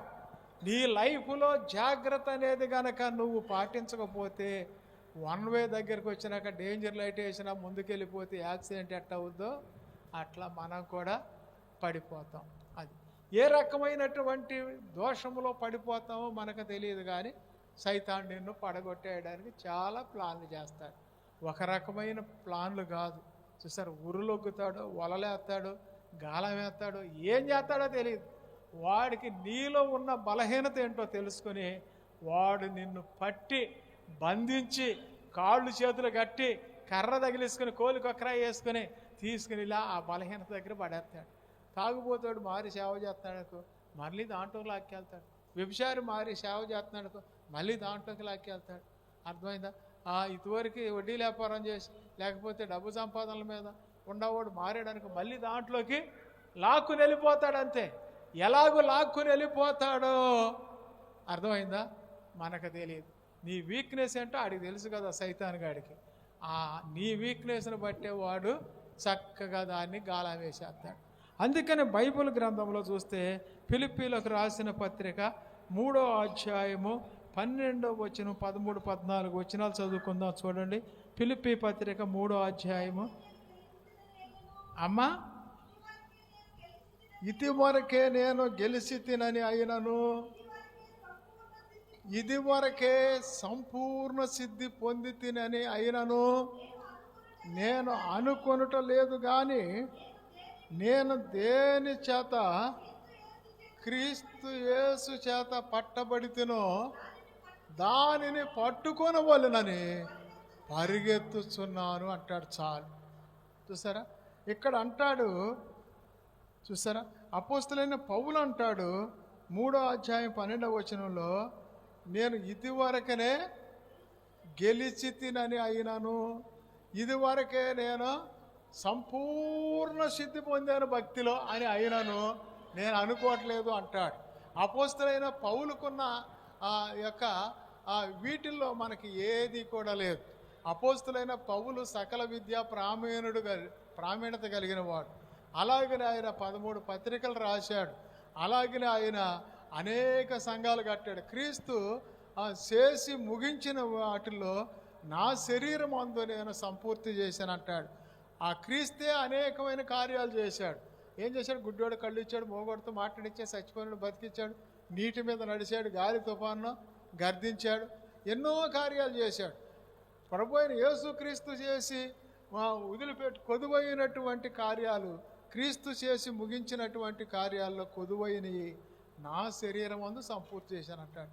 అంటే యేసు ప్రభు చేయిందంటూ ఏమి లేదు, అన్నీ చేశాడు, కానీ ఒకటి మాత్రం చేయలే. ఏమిటి యేసు ప్రభు చెయ్యింది పౌలు చేసిందంటే, పౌలు అర్థమైందా, యేసు ప్రభు వారు అద్భుత కార్యాలు చేసుకుంటూ వెళ్ళాడు భూలోకంలో. అరణ్య ప్రదేశం నుండి అక్కడ జనం వచ్చారు, సముద్ర తీరం నుండి అక్కడ జనం వచ్చారు, గ్రామంలోకి వచ్చారంటే ఇంటి పెంకులు తీసి ఆయన్ని పక్షివాయం కలిగిన వాడిని దింపారు. అలాగూ యేసు ప్రభు ఎక్కడుంటే అక్కడ జన సమూహం విపరీతంగా ఉండేవాళ్ళు. కానీ ఆయన చేసిన కార్యాల్లో కొదువైనది నా శరీరం ముందు సంపూర్తి చేశాను అంటాడు పౌలు. ఎందుకన్నాడంటే ఆ మాట, యేసు ప్రభు వారు అద్భుతాలు చేసుకుంటూ సువార్త ప్రకటించుకుంటూ వెళ్ళిపోయాడు, కానీ సంఘాలు కట్టుకుంటారు అలా. దేవునికి స్తోత్రం. అందుకనే పౌలు ఏం చేశాడంటే ఎక్కడికక్కడ సంఘాలను కట్టి ఆ సంఘంలో సంఘ పెద్దలను ఏర్పాటు చేసి, అది ఎఫెసని, స్వర్ణాన్ని, పెర్గమాని, తుయతైరని, లవోదికని, సార్దీస్ అని ఇట్లా సంఘాలను ఏర్పాటు చేసుకుంటూ వచ్చాడు. కొరింథీ అని, ఫిలిప్పీ అని. అలాగున ఆయన సంఘాలు ఏర్పాటు చేసుకుంటూ వచ్చాడు, సువార్త ప్రకటించాడు, సంఘాలు ఏర్పాటు చేసి సంఘ పెద్దలను ఏర్పాటు చేశాడు. మీరు ఇలా క్రమంగా నడుచుకోండి అని చెప్పాడు. అందుకనే యేసు ప్రభు సంఘాలు ఎక్కడ గట్లా ఆయన సువార్త ప్రకటించుకుంటూ అద్భుతాలు చేసుకుంటూ వెళ్ళాడు. ఆయన విడిచిపెట్టిన ఈయన సమ చేసుకుంటూ వచ్చాడు అనమాట. అందుకనే క్రీస్తు చేసిన పరిచర్యలో కొదువైన నా శరీరమందు సంపూర్తి చేశాను అంటాడు పౌలు గారు. అందుకనే బైబిల్ గ్రంథంలో చూస్తే ఆయన అంటాడు, నేను ఇదివరకునే గెలిచాను భక్తిలో, లేక ఇదివరకనే నేను సంపూర్ణ సిద్ధి పొందాను అని నేను అనుకోవట్లేదు. దేని చేత క్రీస్తు యేసు చేత పట్టబడ్డానో దానిని పట్టుకోవాలని నేను గురి వద్దకే పరిగెత్తుతున్నాను అంటాడు. ఆయన గురి ఏమిటి? ఆయన గురి ఏమిటంటే కలవరిగిరి వైపు చూస్తూ ఆయన ఎదుట ఉంచబడిన పందెంలో ఓపికతో పరిగెత్తున్నాడు. ఆయన గురి ఏమిటంటే ఇక్కడ సకల విద్య ప్రావీణ్యత కలిగిన వాడు, ఆ గమలీయేలు పాదాల దగ్గర భక్తి నేర్చుకొని ఆయన మోషే ధర్మశాస్త్రం పుకిట పట్టిన వాడు, దమస్కో గేటు దగ్గర పౌలుని దేవుడు దర్శించినాక ఆయన ప్రభు పాద సేవకి ఆయన ఒడంబడిక అయిపోయాడు. ఆయన్ని పిలిచిన తర్వాత ఆయన చక్కగా భక్తి చేయటం మొదలుపెట్టాడు. అనేక సంఘాలు కట్టి అనేక భక్తులను లేపి అనేక సంఘాలను స్థాపిస్తూ వచ్చాడు. అలాంటి పరిస్థితుల్లో ఆయన ఏం చేశాడంటే పౌలు గారు చూసారా, నేను గెలిచానని కానీ లేక భక్తిలో సంపూర్ణ సిద్ధి పొందానని కానీ నేను అనుకోవట్లేదు అంటున్నాడు. ఇన్ని గొప్ప కార్యాలు చేసి 13 పత్రికలు రాశాడు. అసలు బైబిల్ గ్రంథంలో మోషే ధర్మశాస్త్రం తర్వాత క్రొత్త నిబంధనలో లేదు. ఏముంది? మత్తయి సువార్త, మార్కు సువార్త, లూకా సువార్త, యోహాను సువార్త. ఈ 4 సువార్తలనే యేసు ప్రభు కనపడతాడు. కడమ పత్రికలు 13 పత్రికలు పౌలుయే. దేవునికి స్తోత్రం. పౌలు పత్రికలు లేకపోతే కొత్త నిబంధన బైబిలే లేదు. అందుకనే బైబిల్ గ్రంథంలో మనం చూస్తే అలాంటి గొప్ప భక్తుడైనటువంటి పౌలు ఏమంటాడంటే చూసారా, నా శరీరం ముందు మంచిదేది లేదు అంటాడు. అలాగనే ఆయన అంటాడు, నేను గెలిచానని కానీ సంపూర్ణ సిద్ధి పొందానని కానీ నేను అనుకోవట్లేదు అంటాడు. దేని చేత నేను ప్రభువుకి పట్టబడ్డానో ఆ సువార్తను అర్థమైందా చక్కగా వినియోగించాలని నేను పరిగెత్తుతున్నాను అంటున్నాడు. ఆయన జీవితంలో చక్కగా పరిగెత్తి ఎక్కడికి వెళ్తాడంటే ఆయనకు ఒక గురి ఉందంట. ఆ గురి ఏమిటంటే పరలోకం, కర్లవారి గిరి దేవుని సన్నిధిలో చేరేంత వరకు పరిగెత్తుతూనే ఉన్నాడంట. అలాంటి యొక్క నడిపింపులో ఉండాలి. కనుక మరి ఈనాటి కాలంలో క్రైస్తవులు ఏంటి, మొదటి శతాబ్ద కాలంలోనంట శిష్యువులంట ఆత్మకార్యాలు చేశారంట. ఏం చేశారు? యేసు ప్రభు శిష్యువులు ఆత్మకార్యాలు చేశారంట. పేతురు వెళ్తుంటే నీడపడి రోగులు లేచి నిలబడ్డారంట. పౌలు వెళ్ళి ఆ చేతిగుడ్డ కానీ నడికట్టు కానీ తగిలితే స్వస్థత పొందారంట. దెయ్యాలు విళ్ళవిల్లాడు వెళ్ళిపోయినాయి అంట. అది మొదటి శతాబ్దంలో జరిగిన కార్యాలు. చూసారా, యేసు ప్రభు శిష్యువులు ఆత్మకార్యాలు చేశారంట. చూసారా, అర్థమైందా? ఆయన యేసు ప్రభు శిష్యులు పేతురు యోహాను శృంగారం అనే దేవాలయం నాకు మధ్యాహ్న కాలంలో 3 గంటల సమయంలో ఎక్కేడుతుండగా చూసారా, ఆ ద్వారము దగ్గర శృంగారం అనే దేవాలయం ద్వారం దగ్గర పుట్టినది మొదలుకొని కుంటివాడైన ఒక మనుషుడు మోసుకొని పోబడుతున్నాడంట. ఆయన దగ్గరికి వెళ్ళగానే వీళ్ళు బ్యాగులు తీసుకుని వెళ్తారు, తెల్ల డ్రెస్సులు వేసుకుంటారు అయ్యగారులు. వీళ్ళు ఏదో ఆ అడుక్కు తినేటువంటి ఆయన కుంటివాడు నాకేదో ఇస్తారు వీళ్ళు అనుకుని ఎండి బంగారాలు దొరుకుతాయని వాళ్ళ వైపు చూసా భిక్షం అన్నాడట. అప్పుడు వాళ్ళు ఏమన్నారు చూసారా, ఎండి బంగారాలు నా దగ్గర లేవయ్యా, అర్థమైందా, మాకు కలిగినదే మీకు ఇస్తున్నాను, నజరేయుడైన యేసు నామములో లే. దిగ్గు లేచంట, నడు అన్నాడు. నడిచి వాళ్ళతో కూడా దేవాలయానికి ఆ కార్యాలు జరిగించారు మొదటి శతాబ్దంలో. చూసారా, కానీ ఇప్పుడు 2026 నడుస్తుంది. ఇప్పుడు ఏ కార్యాలు జరుగుతున్నాయి? ఆత్మకార్యాలు కాదు, ఆస్తి కార్యాలు. దేవునికి స్తోత్రం. అర్థమైందా? అది ఆత్మకార్యాలు జరగట్లా సేవకుల దగ్గర. మనందరం సేవకులమే, అందరూ ఆస్తి కార్యాలే జరిపించుకుంటున్నాం. అర్థమైందా? అందుకనే మొదటి శతాబ్దంలో ఆ శిష్యులు చేసిన కార్యాలు వేరు, ఇప్పుడు ఈ కార్యాలు వేరు. అట్లా అంటే మనం అన్నం వస్త్రాలు లేకోకుండా పోమని కాదు. కనుక దీని మీద గురి పెట్టవద్దు, పడిపోవటానికి అవకాశం ఉన్నది. అర్థమైందా? ఈ కార్యాలు పడిపోవటానికి అవకాశం ఉన్నది. ఎందుకంటే వాళ్ళ అంతా పాస్టర్ గారులే కనుక మనం చెప్పుకుంటాం. అర్థమైందా? అది సంగతి. అందుకనే ఆస్తి కార్యాలు కాదు కానీ ఆత్మకార్యాలు చేద్దాం మనందరం. దేవునికి స్తోత్రం. దిక్కులేని అనాథులను, అలాగనే ఎదవరాళ్లను, అలాగనే మారు మనసు పొంది సేవ ట్రైనింగ్ ఇచ్చి చక్కగా వాళ్ళని దేవుల్లో మనము ముందుకు నడిపిద్దాం. అందుకే పౌలు ఏమన్నాడంటే నేను ఇన్ని కార్యాలు చేసిన, 13 పత్రికలు రాసిన, ఎన్నో సంఘాలు కట్టిన, ఆయన ఏమన్నాడంటే ఈ సంఘం నాది అని చెప్పలా. దేవునికి స్తోత్రం. ఈ సంఘము నాది అని ఎప్పుడు చెప్పలా. పౌలు గారు ఎప్పుడని చెప్పాడా? ఏ సంఘాన్ని గురించి చెప్పలే, ఈ సంఘం నాది అని ఎప్పుడు చెప్పలా. ఆయన ప్రతి చోట సంఘాన్ని కట్టాడు, చక్కగా ఆ సంఘ పెద్దలు ఏర్పాటు చేసి వెళ్ళిపోయారు. ఇప్పుడు మనమేం చేస్తున్నాం? సంఘాలు కడతాం. నా సంఘంలోకి నువ్వెందుకు వచ్చావు, నీ సంఘంలోకి నేనెందుకు వచ్చా అని చెప్పి ఇవే జరుగుతున్నాయి, కానీ ఆత్మకార్యాలు మనం జరిగించుకోవట్లేదు.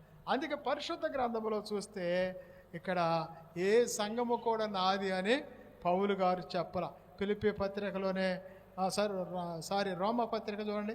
రోమా పత్రిక 11వ అధ్యాయము 18వ వచనం చూసుకుందాం. రోమా పత్రిక నీవు అతిశయించితివా, వేరు నిన్ను భరించుచున్నది కానీ నీవు ఏరుని భరించటలేదు. అందుకు నేను అంటుగట్టబడు నిమిత్తము ఆ కొమ్మలు వేయబడినవని నీవు చెప్పుదువు. మంచిది. వారి అవిశ్వాసం వలనే విరిసివేయబడ్డారు, నీవైతే విశ్వాసము వలన నిలిచి ఉన్నావు. గర్వించక భయపడుము. దేవునికి స్తోత్రం. మన పూర్వీకులైనటువంటి భక్తులు అవిశ్వాసం వలన విరిసివేయబడ్డారట. ఎందుకు నువ్వు పడిపోయావనంటే, నేను పడిపోలేదు, విరిసివేయబడలేదు, నేను అంటుకట్టబడటానికి ఇంకో కొత్త చెట్లను తయారు చేయడానికి చూస్తున్నాను అంటారంట. అందుకనే వాళ్ళు అవిశ్వాసం వలన విరిసివేయబడ్డారు, పడిపోయిన వాళ్ళు కొందరు. కానీ నీవు, అర్థమైందా? నీవు చెప్పమ్మా, విశ్వాసం వలన నిలిచి ఉన్నావు. దేవునికి స్తోత్రం. కనుక మన పూర్వీకులు ఎంతోమంది తొట్టిల్లారు, అర్థమైందా?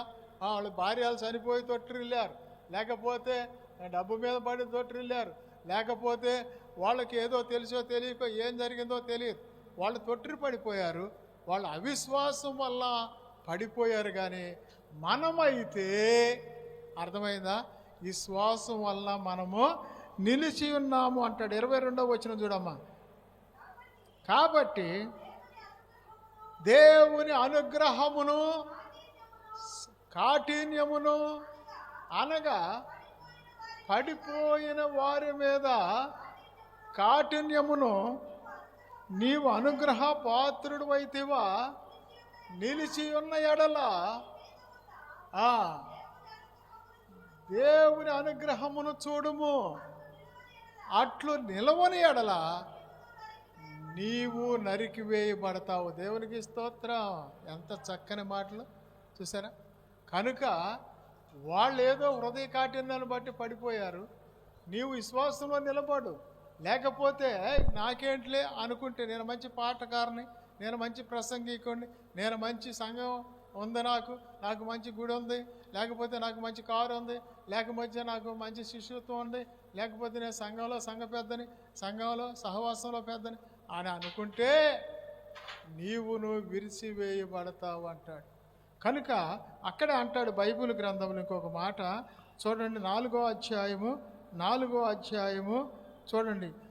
హెబ్రీ పత్రిక అనుకుంటా, హెబ్రీ పత్రిక 4వ అధ్యాయము 1వ వచనం చూడండి. వాళ్ళు ఎందుకు పడిపోయారో చెప్తాడు.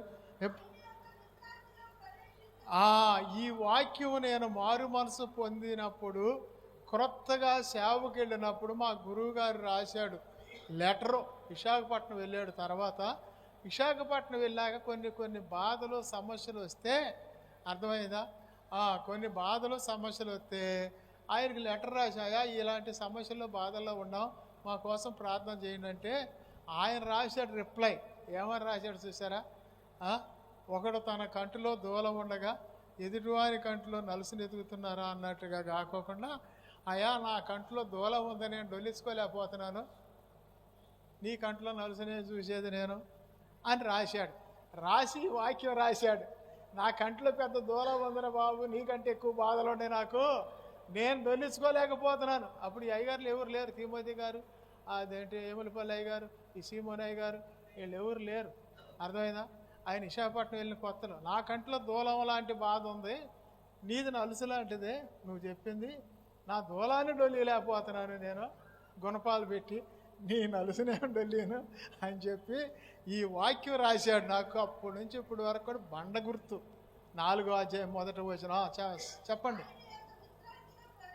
జాగ్రత్తగా ఈ వాక్యాన్ని అన్నాడు. ఆయన యొక్క విశ్రాంతిలో ప్రవేశించుదమని వాగ్దానము ఇంకనూ నిలిచి ఉండగా మీలో ఎవడైనను ఒకవేళ ఆ వాగ్దానము పొందకుండా తప్పిపోవునేమో అని భయము కలిగి ఉందుము.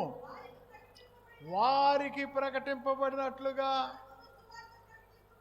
మనకును సువార్త ప్రకటించబడను, కానీ వారు వినిన వారితో విశ్వాసము గలవారై కలిసి ఉండలేదు గనుక విన్న వాక్యము నిష్ప్రయోజనమైపోయినది. దేవుని స్తోత్రం. ఈ వాక్యాన్ని తీసుకుని ఏకాంతానికి వెళ్ళి 10 సంవత్సరాలు ఏడ్చా. దేవునికి స్తోత్రం. నమ్ముతారా? మీకేం అర్థమైందో నాకు తెలియదు, నాకు మాత్రం గుండెలో పగిలిపోయినాయి. అర్థమైందా? ఫలానా పుల్లయ్య సేవ బాగుంది, అల్లయ్య సేవ బాగుంది, సూరమ్మ సేవ బాగుంది, సుక్కమ్మ సేవ బాగుంది, ఫలానయ్య గారు అట్టున్నాడు, ఫలానయ్య గారు ఇట్టున్నాడు, ఇట్టున్నారు అట్టుండారు, నాతో పాటు వచ్చిన సేవకులే, నాకంటే వెనకాల వచ్చిన జూనియర్లే. కానీ నేను ఎందుకు ఈ బాధలు పడుతున్నాను, ఎందుకు ఈ సమస్యల్లో ఉన్నాను, ఎందుకు ఈ నిందల్లో ఉన్నాను, ఎందుకు ఈ అవమానాల్లో ఉన్నాను, ఎందుకు నాకు ఈ లేమిడి, ఎందుకు నాకు, నేను ఉద్యోగం చేసుకుంటే మోస్ట్ సీనియర్ని దాంట్లో నుంచుని పనులు చెప్పేవాడిని, బ్రహ్మాండంగా నడిచేది నా జీవితం, నాకు సేవకు పిలవటం ఎందుకు, ఈ బాధలు ఎందుకు అని చెప్పి దేవుని దగ్గర ప్రార్థన చేస్తాను. చేసి ఇసుగుపుట్టి ఒక రోజున ఏకాంతంలో మామిడి చెట్టు కింద కూర్చొని రాశా లెటరా, 15 పైసల కార్డు రాస్తే ఆ కార్డులో ఆయన గుండెల్లో దన్నిందంట. అమ్మో ఏంటి నెట్ రాశాడు అని చెప్పేసి, ఒరే నాయనా నీ కంట్లో ఉన్నది నలిసేరా, నా కంట్లో దూలం ఉందిరా బాబు, నా దూలం లాంటి దోషాన్ని దొల్లించుకోలేక సత్తనా, నీది నలిసేగా అని చెప్పి రాశాడు అనమాట. ఏమని రాశాడంటే, అగో ఆయన ఎమ్మటేసుకుని తిరిగి ఆయనకి బాగా భక్తి నేర్పావు అనుకుంటా, ఆయన మంచిగా ప్రయోజకుడు అవుతున్నాడు సేవలో, ఈయన ఎమ్మటేసుకుని తిరిగి సీమోన్ గారిని ఈయనకు మంచి భక్తి నేర్పావు అనుకుంటా, అందుకని ఆయన అంతలో అవునయ్యాడు, ఈయనకు భక్తి నేర్పావు, ఆయనకు భక్తి నేర్పావు, నాకే సరిగ్గా చెప్పలేదని నువ్వు అనుకుంటున్నావా, వస్తుందో చూసుకో కాసుకో అని రాశాడు. ఏంటంటే ఎబ్రీ పత్రిక 4వ అధ్యాయం మొదట వచ్చిన అన్నాడు. చూసారా? వారికి ప్రకటింపబడినట్లుగా సువార్త మీకును ప్రకటింపబడిన కానీ వారు వినిన వారితో విశ్వాసము గలవారై కలిసి ఉండలేదు పూర్వీకులు. ఎన్న వాటిని నిష్ప్రయోజనమైన చాలు. చూసారా? వారు వినిన వారితో విశ్వాసము గలవారై కలిసి ఉండలేదు కనుక ఎన్న వాక్యం నిష్ప్రయోజనం.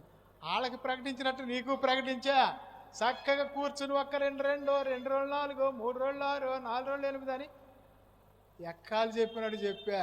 అప్పుడు ఈ చెవితో విన్నావు, ఈ చెవితో వదిలిపెట్టేసావు. నువ్వు సేవకి వెళ్ళిన తర్వాత వచ్చే సమస్యలు, బాధలు, కష్టాలు, నిందలు, అవమానాలు, కరువులు ఇవన్నీ తట్టుకోలేకపోతున్నాను అంటున్నావు. అర్థమైందా?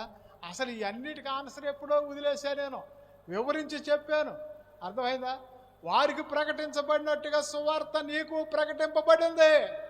నువ్వు వినిన వారితో విశ్వాసము గలవాడవై కలిసి ఉండలేదు నాతో.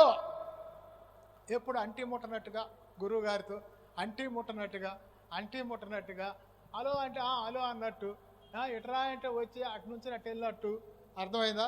ఈ రకమైనటువంటిది నువ్వు చేసావు. అందుకనే వారికి ప్రకటింపబడినట్టు నీకు ప్రకటించాను నేను. నాకు తెలిసిన భక్తిలో ఏ ఒక్కటి దాచుకోలేదు. దేవుని స్తోత్రం. అలాగూ హృదయం ఇప్పి చెప్పాను. నువ్వు వినిన వారితో విశ్వాసము గలవాడవై కలిసి ఉండలేదు, అందుకే నీకు చెప్పిన వాక్యాలన్నీ నిష్ప్రయోజనమైపోయినాయి. అర్థమైందా?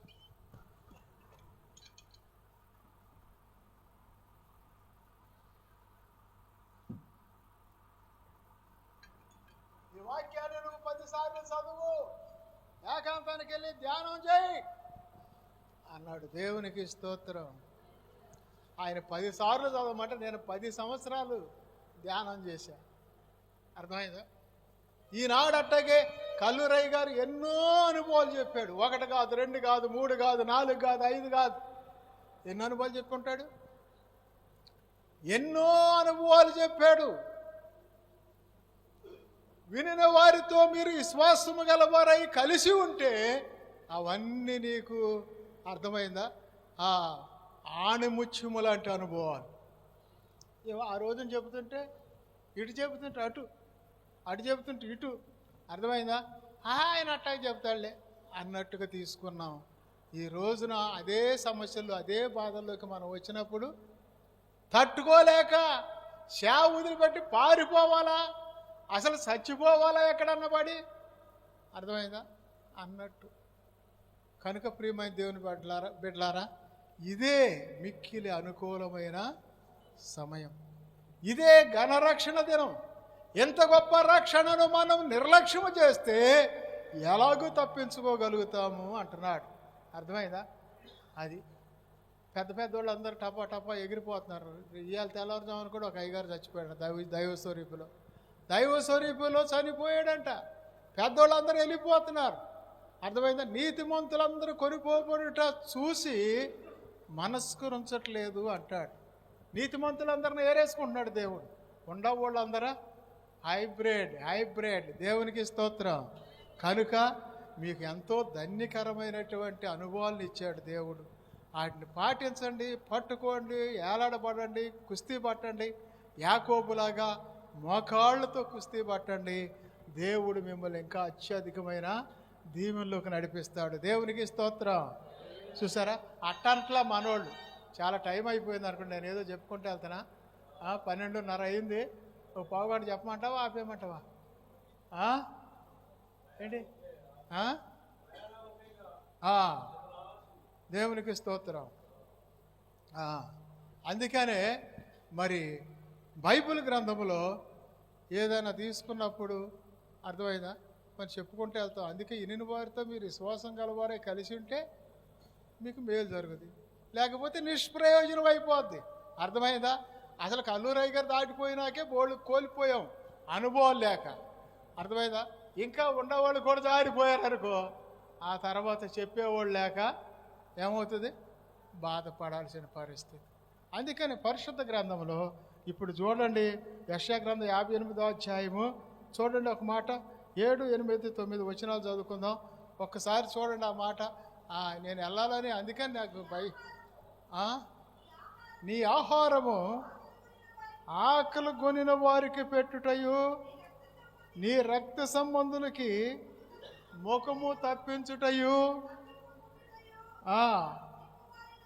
దిక్కుమాలిన దీనులకు చదువు నీ ఇంట చేర్చుకునుటయు, వస్త్రహీనుడు నీకు కనబడిన ఎడల వానికి వస్త్రములిచ్చుటయు, ఇదియే కదా నాకు ఇష్టమైన ఉపవాసము. అలాగూ నువ్వు చేసిన ఎడల నీ వెలుగు ఏ కూచుక్కవలే ఉదయించును, స్వస్థత నీకు శీఘ్రముగా లభించును, నీ నీతి నీ ముందర నడుచును, యెహోవా మహిమ నీ సైన్యపు వెనకటి భాగమున. అప్పుడు నీవు పిలువగా యెహోవా ఉత్తరమిచ్చును, నీవు మొరపెట్టగా ఆయన నేనున్నాను అనును. అదిగో అవి వస్తుందో చూడండి, జాగ్రత్తగా పరిశీలన అండర్లైన్ చేసుకోండి. ఇతరులను బాధించుటయు, ఏలు పెట్టి చూపి తిరస్కరించుటయు, చెడ్డదానిని బట్టి మాటలాడుటయు నీవు మాని, ఆశించిన దానిని ఆకలి కొనిన వారికి పెట్టి తృప్తిపరిచిన ఎడల చీకటిలో నీ వెలుగు ప్రకాశించును. దేవునికి స్తోత్రం. ఏమంటున్నాడు ఆయన? కాడి మానుమోకులు తీయటకును, ప్రతి కాడిని విరగొట్టుటకును, బంధింపబడిన వారిని విడిపించుటకును ఇదే కదా నేను ఏర్పాటు చేసిన ఉపవాసం అంటాడు. కానీ ఇక్కడికి వచ్చినాక అన్నాడు, ఏలు పెట్టి చూపి తిరస్కరించుటయు గురించి మాట్లాడుటయు నువ్వు మానాలే. దేవునికి స్తోత్రం. చూసారా, ఆమె మంచిది కాదు, ఏమో మంచిది కాదు, ఈయన మంచోడు కాదు, ఆయన మంచోడు కాదు. ఇవేనా మనం చెప్పేది? ఏలు పెట్టి చూపి తిరస్కరించుటయో ఏ దైవజనుడైనా, ఏ సంఘ బిడ్డనైనా, ఏ విశ్వాసినైనా చెడ్డదాన్ని గురించి మాట్లాడుట మానాలే అంటున్నాడు. ఇలా ఇవి మొదలుపెట్టామా, అప్పుడు నీ వెలుగు వేకువ చుక్క వలె తేజరిల్లుద్దంట. చదువమ్మ కిందకి. చీకటిలో నీ వెలుగు ప్రకాశించును, అంధకారము నీకు మధ్యాహ్నం వలె ఉంటుందంట. అంధకారం. యెహోవా నిన్ను నిత్యము నడిపించును, క్షామకాలమున ఆయన కరువుతో వచ్చినా కానీ, కరోనా వచ్చినట్టు వచ్చినా కానీ నిన్ను తృప్తిపరచును, నీ ఎముకలను బలపరచును. అప్పుడు నీవు నీరు కట్టిన తోట వలెను, ఎప్పుడును ఉబ్బుకుచుండు నీటి ఊట వలెను ఉండెదవు. చదువు. పూర్వకాలము నుండి పాడైపోయిన స్థలములను నీ జనులు కట్టెదరు. అనేక తరముల కిందట పాడైపోయిన గుడారములను నీవు త్వరగా కట్టెదవు. ఎరవబడిన దానిని బాగు చేయువాడవనియో, దేశములో నివసించున్నట్లు త్రోవలు సిద్ధపరచువాడనియో నీకు పేరు పెట్టబడును. దేవునికి స్తోత్రం. చూసారా, కనుక ఎదుటి వాళ్ళు చూసి ఏలిపెట్టి తిరస్కరించకూడదు, చెడ్డదాన్ని గురించి మాట్లాడకూడదు. అర్థమైందా? వాళ్ళు మరి అవిశ్వాసం వలన పడిపోయారు. అలాగనే మనం అలాగే ఏలుపెట్టి చూపి తిరస్కరిస్తే, ఫలానా ఆయన ఎట్లా ఆయన చూపిస్తే ఈ 4 ఏళ్ళు మన వైపే చూపిస్తానే, నెక్స్ట్ నువ్వే ఆ వంతులో. అర్థమైందా? ఒక ఆయన పడిపోయాడు, ఒక ఆమె పడిపోయిందని చూపిస్తే ఆ వంతులో నీవేనంట ఇక నెక్స్ట్. అందుకనే బైబిల్ గ్రంథంలో మనం చూస్తే చక్కని మాటలు మాట్లాడాడు. రోమపత్రిక 12వ అధ్యాయం 10వ వచనం చూడండి. రోమపత్రిక 12వ అధ్యాయం 10వ వచనం త్వరగా చూడండి, ముగిచేస్తా. సహోదర ప్రేమ విషయములో ఒకరి యందు ఒకడు అనురాగము గలవారై, ఘనత విషయములో ఒకరినొకడు గొప్పగా ఎంచుకోనండి. సహోదర ప్రేమ విషయంలో ఒకరినొకడు అనురాగము గలవారై, ఘనత విషయములో ఒకరినొకడు గొప్పగా ఎంచుకోమంటున్నాడు.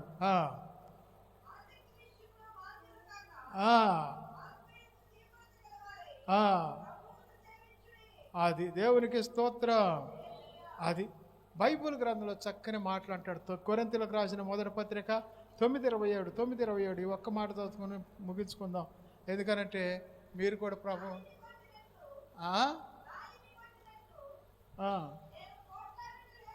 గాలిని కొట్టినట్లు నేను పోట్లాడటలేదు, కానీ ఒకవేళ ఇతరులకు ప్రకటించిన తరువాత నేనే భ్రష్టుడనైపోదునేమోనని నా శరీరమును నలగగొట్టి దానిని లోపరుచుకొనుచున్నాను అంటాడు. చాలు. చూసారా, కనుక నా శరీరమును నలగగొట్టి నేను దానిని లోపరుచుకుంటున్నాను అంటాడు.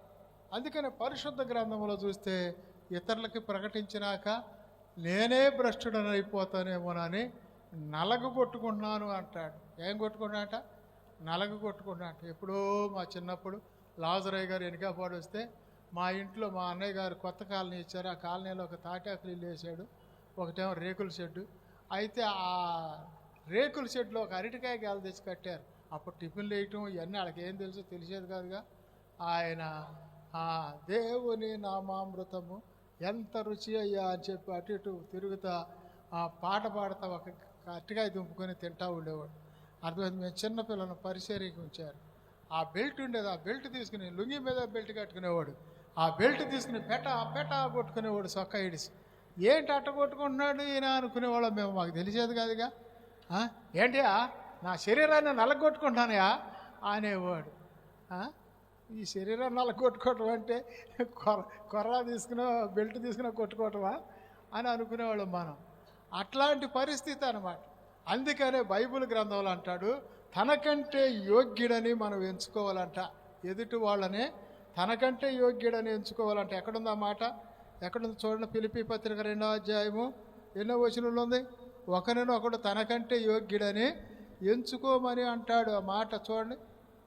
చూడండి 3వ వచనమా చదవాలి. ఫిలిప్పీ పత్రిక 2వ అధ్యాయం 3. వృధాతిశయము చేతనైనను ఏది చేయక వినయమైన మనసు గలవాడై ఒకరికొకడు తనకంటే యోగ్యుడని ఎంచుకోవాలి. ఒకరికొకడు తనకంటే యోగ్యుడు. నాకంటే మీరే యోగ్యులు అని నేను ఎంచుకోవాలి. అలాగే మీరు మీ పక్కోళ్ళు ఆయనే యోగ్యుడని వాళ్ళు ఎంచుకోవాలి. అలాగానే ఇవాళ ఆయనంత, ఈయనంత, ఆమె ఎంత, ఏమెంత అని అంటే చూసారా, తర్వాత నెక్స్ట్ వంతులో నీవే. అర్థమైందా? అది అందుకనే బైబిల్ గ్రంథంలో ప్రతివాడు తనకంటే యోగ్యుడని ఎంచుకోవాలంట. అది అబ్బో నేను ఇన్ని సంవత్సరాలు బట్టి పలానాయ్ గారి దగ్గర నేర్చుకున్నా, పలానాయ్ గారి దగ్గర నేర్చుకున్నా, పలానాయ్ గారి దగ్గర నేర్చుకున్నా అని చెప్పుకోవటమే కానీ వాళ్ళు చేసిన అనుభవాల్లో, వాళ్ళు చేసిన భక్తులు వీళ్ళకి ఒక పైసా వంతైనా దొరికిందా? ఇగో కోడలయ్య గారు ఉన్నాడు, విశాఖపట్నం వెళ్ళి ఉన్నాడు ప్రార్థనలో, కల్లూరులో ఉన్నాడు, అర్థమైందా? తెన్నేరులో ఉన్నాడు, కేరాప్ అడ్రస్ తెన్నేరే, అర్థమైందా? అందరు సేవకులు. సమీలయ్య గారు అయితే నైజావాడు ఎట్రా అనేవాడు, అర్థమైందా? నైజావాడు ఎట్రా, మీటింగ్ జరుగుతుంది, మీటింగులకి నువ్వేం తీసుకొస్తావు, ఏం పండితే అక్కడ కందులా, పెసలా, మినులా, ఏడు శనకాయలా, అవి తీసుకురా అన్నాడంట. కూటమి అయిపోయిన తర్వాత వెళ్ళాడంట ఈయన అవి తీసుకుని. దేవుని స్తోత్రం. కూటానికి ముందెత్తికెళ్తే చక్కగా పెసలైతే పెసలు, మినులైతే మినువులు, కందులైతే కందులు చక్కగా అవి తయారు చేసి అయ్యగారు పెడదామని ఆయన డబ్బులు ఇచ్చి పంపించాడు. ఈయనేమో వెళ్ళిపోయి ఆయన పనుల మీద నిమగ్నై మీటింగ్ అయిపోయినాక వచ్చాడు. నా దగ్గరికి వచ్చాడు ఖమ్మం వచ్చిన కొత్తలో. వచ్చేసి పలానప్పుడు మీటింగ్ అయ్యంటే అయితే నేను ఇస్త్రాకులు తెస్తాను అయ్యగారు అన్నాడు. సరే మంచిది తీసుకురా అన్న. దేవుని స్తోత్రం. తీసుకురా అన్న.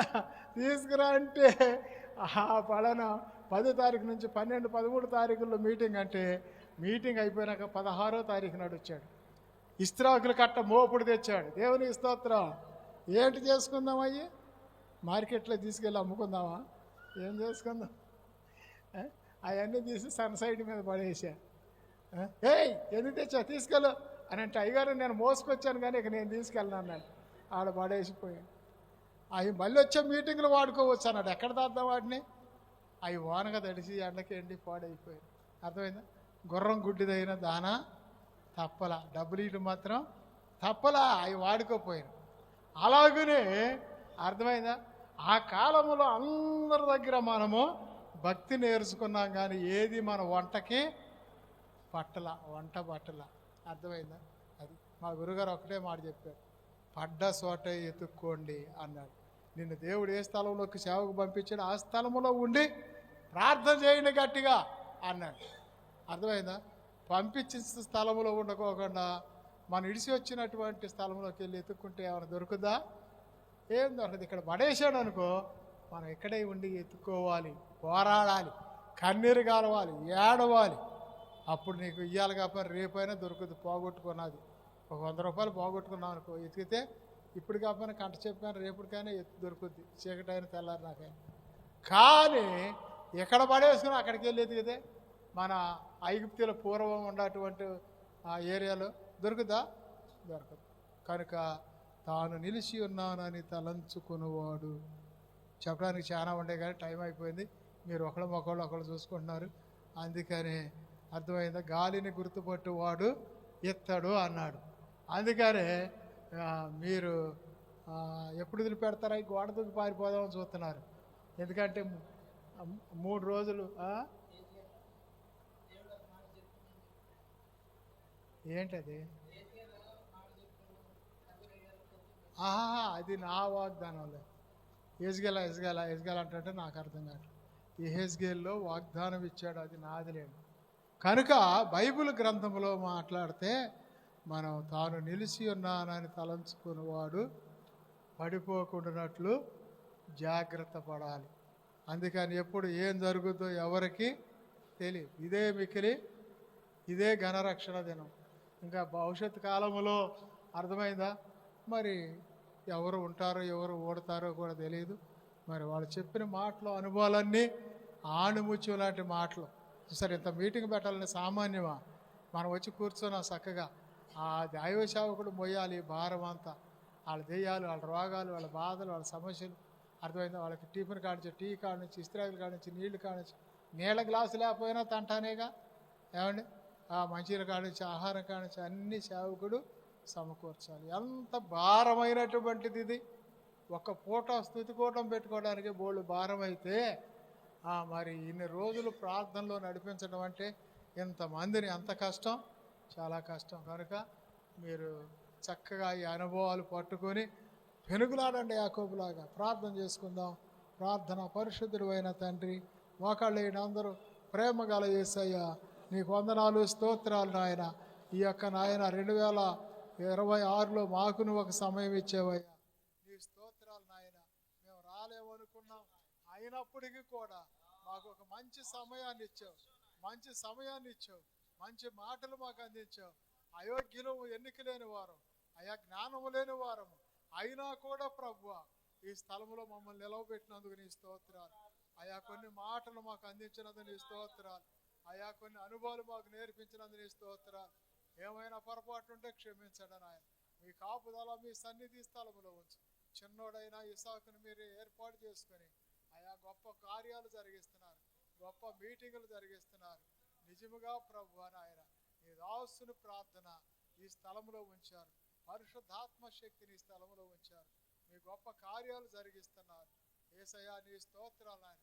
ఇంకెంతమంది భక్తులు నాయన దిద్దుబాటు చేసుకోవాలో, ఎంతమంది భక్తులు తయారవ్వాలో, ఎన్ని ఆత్మలు రక్షించాలో నీ గ్రంథంలో ఉన్నట్టుగా నీ బిడ్డలను మీరు ఆశీర్వదించి దీవించి ఇంకా విరివిరిగా 30 అంతలు 60 అంతలు 100 అంతలుగా వాడుకోమని యేసు నామములో అడుగుతున్నాము తండ్రి. ఆమేన్. మంచిది. చాలా మంచి విషయాలు దేవుని దాసుల ద్వారా మనకు తెలియపరిచారు. మన ఆత్మీయ జీవితంలో సేవ చేస్తున్నామని అని అనుకోకూడదు. ఇంకా ప్రభు గురించి మనం ఎక్కువ తెలుసుకోవాలి. మనం అయ్యగారు చెప్పినట్లు ఏ విషయాల్లో పడిపోతాం అనేది ముందుగా మనం తెలియపరిచారు కనుక ఆ విషయాల్లో మనం పడిపోకుండా చాలా జాగ్రత్తగా ముందుకు వెళ్ళాలి. మరి అందరూ ఇటు తిరిగితే లాస్ట్ పాట పాడుకుంటూ చేయకూడదు. ఈ కూడికను ముగించుకుందాం.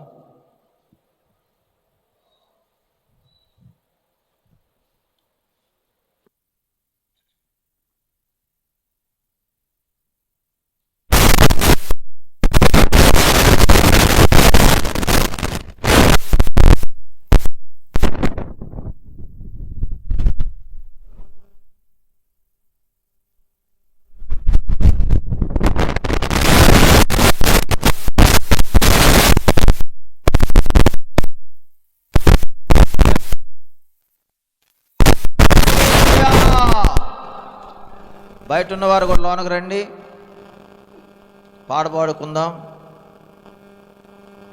వేమలపల్లయ్య గారు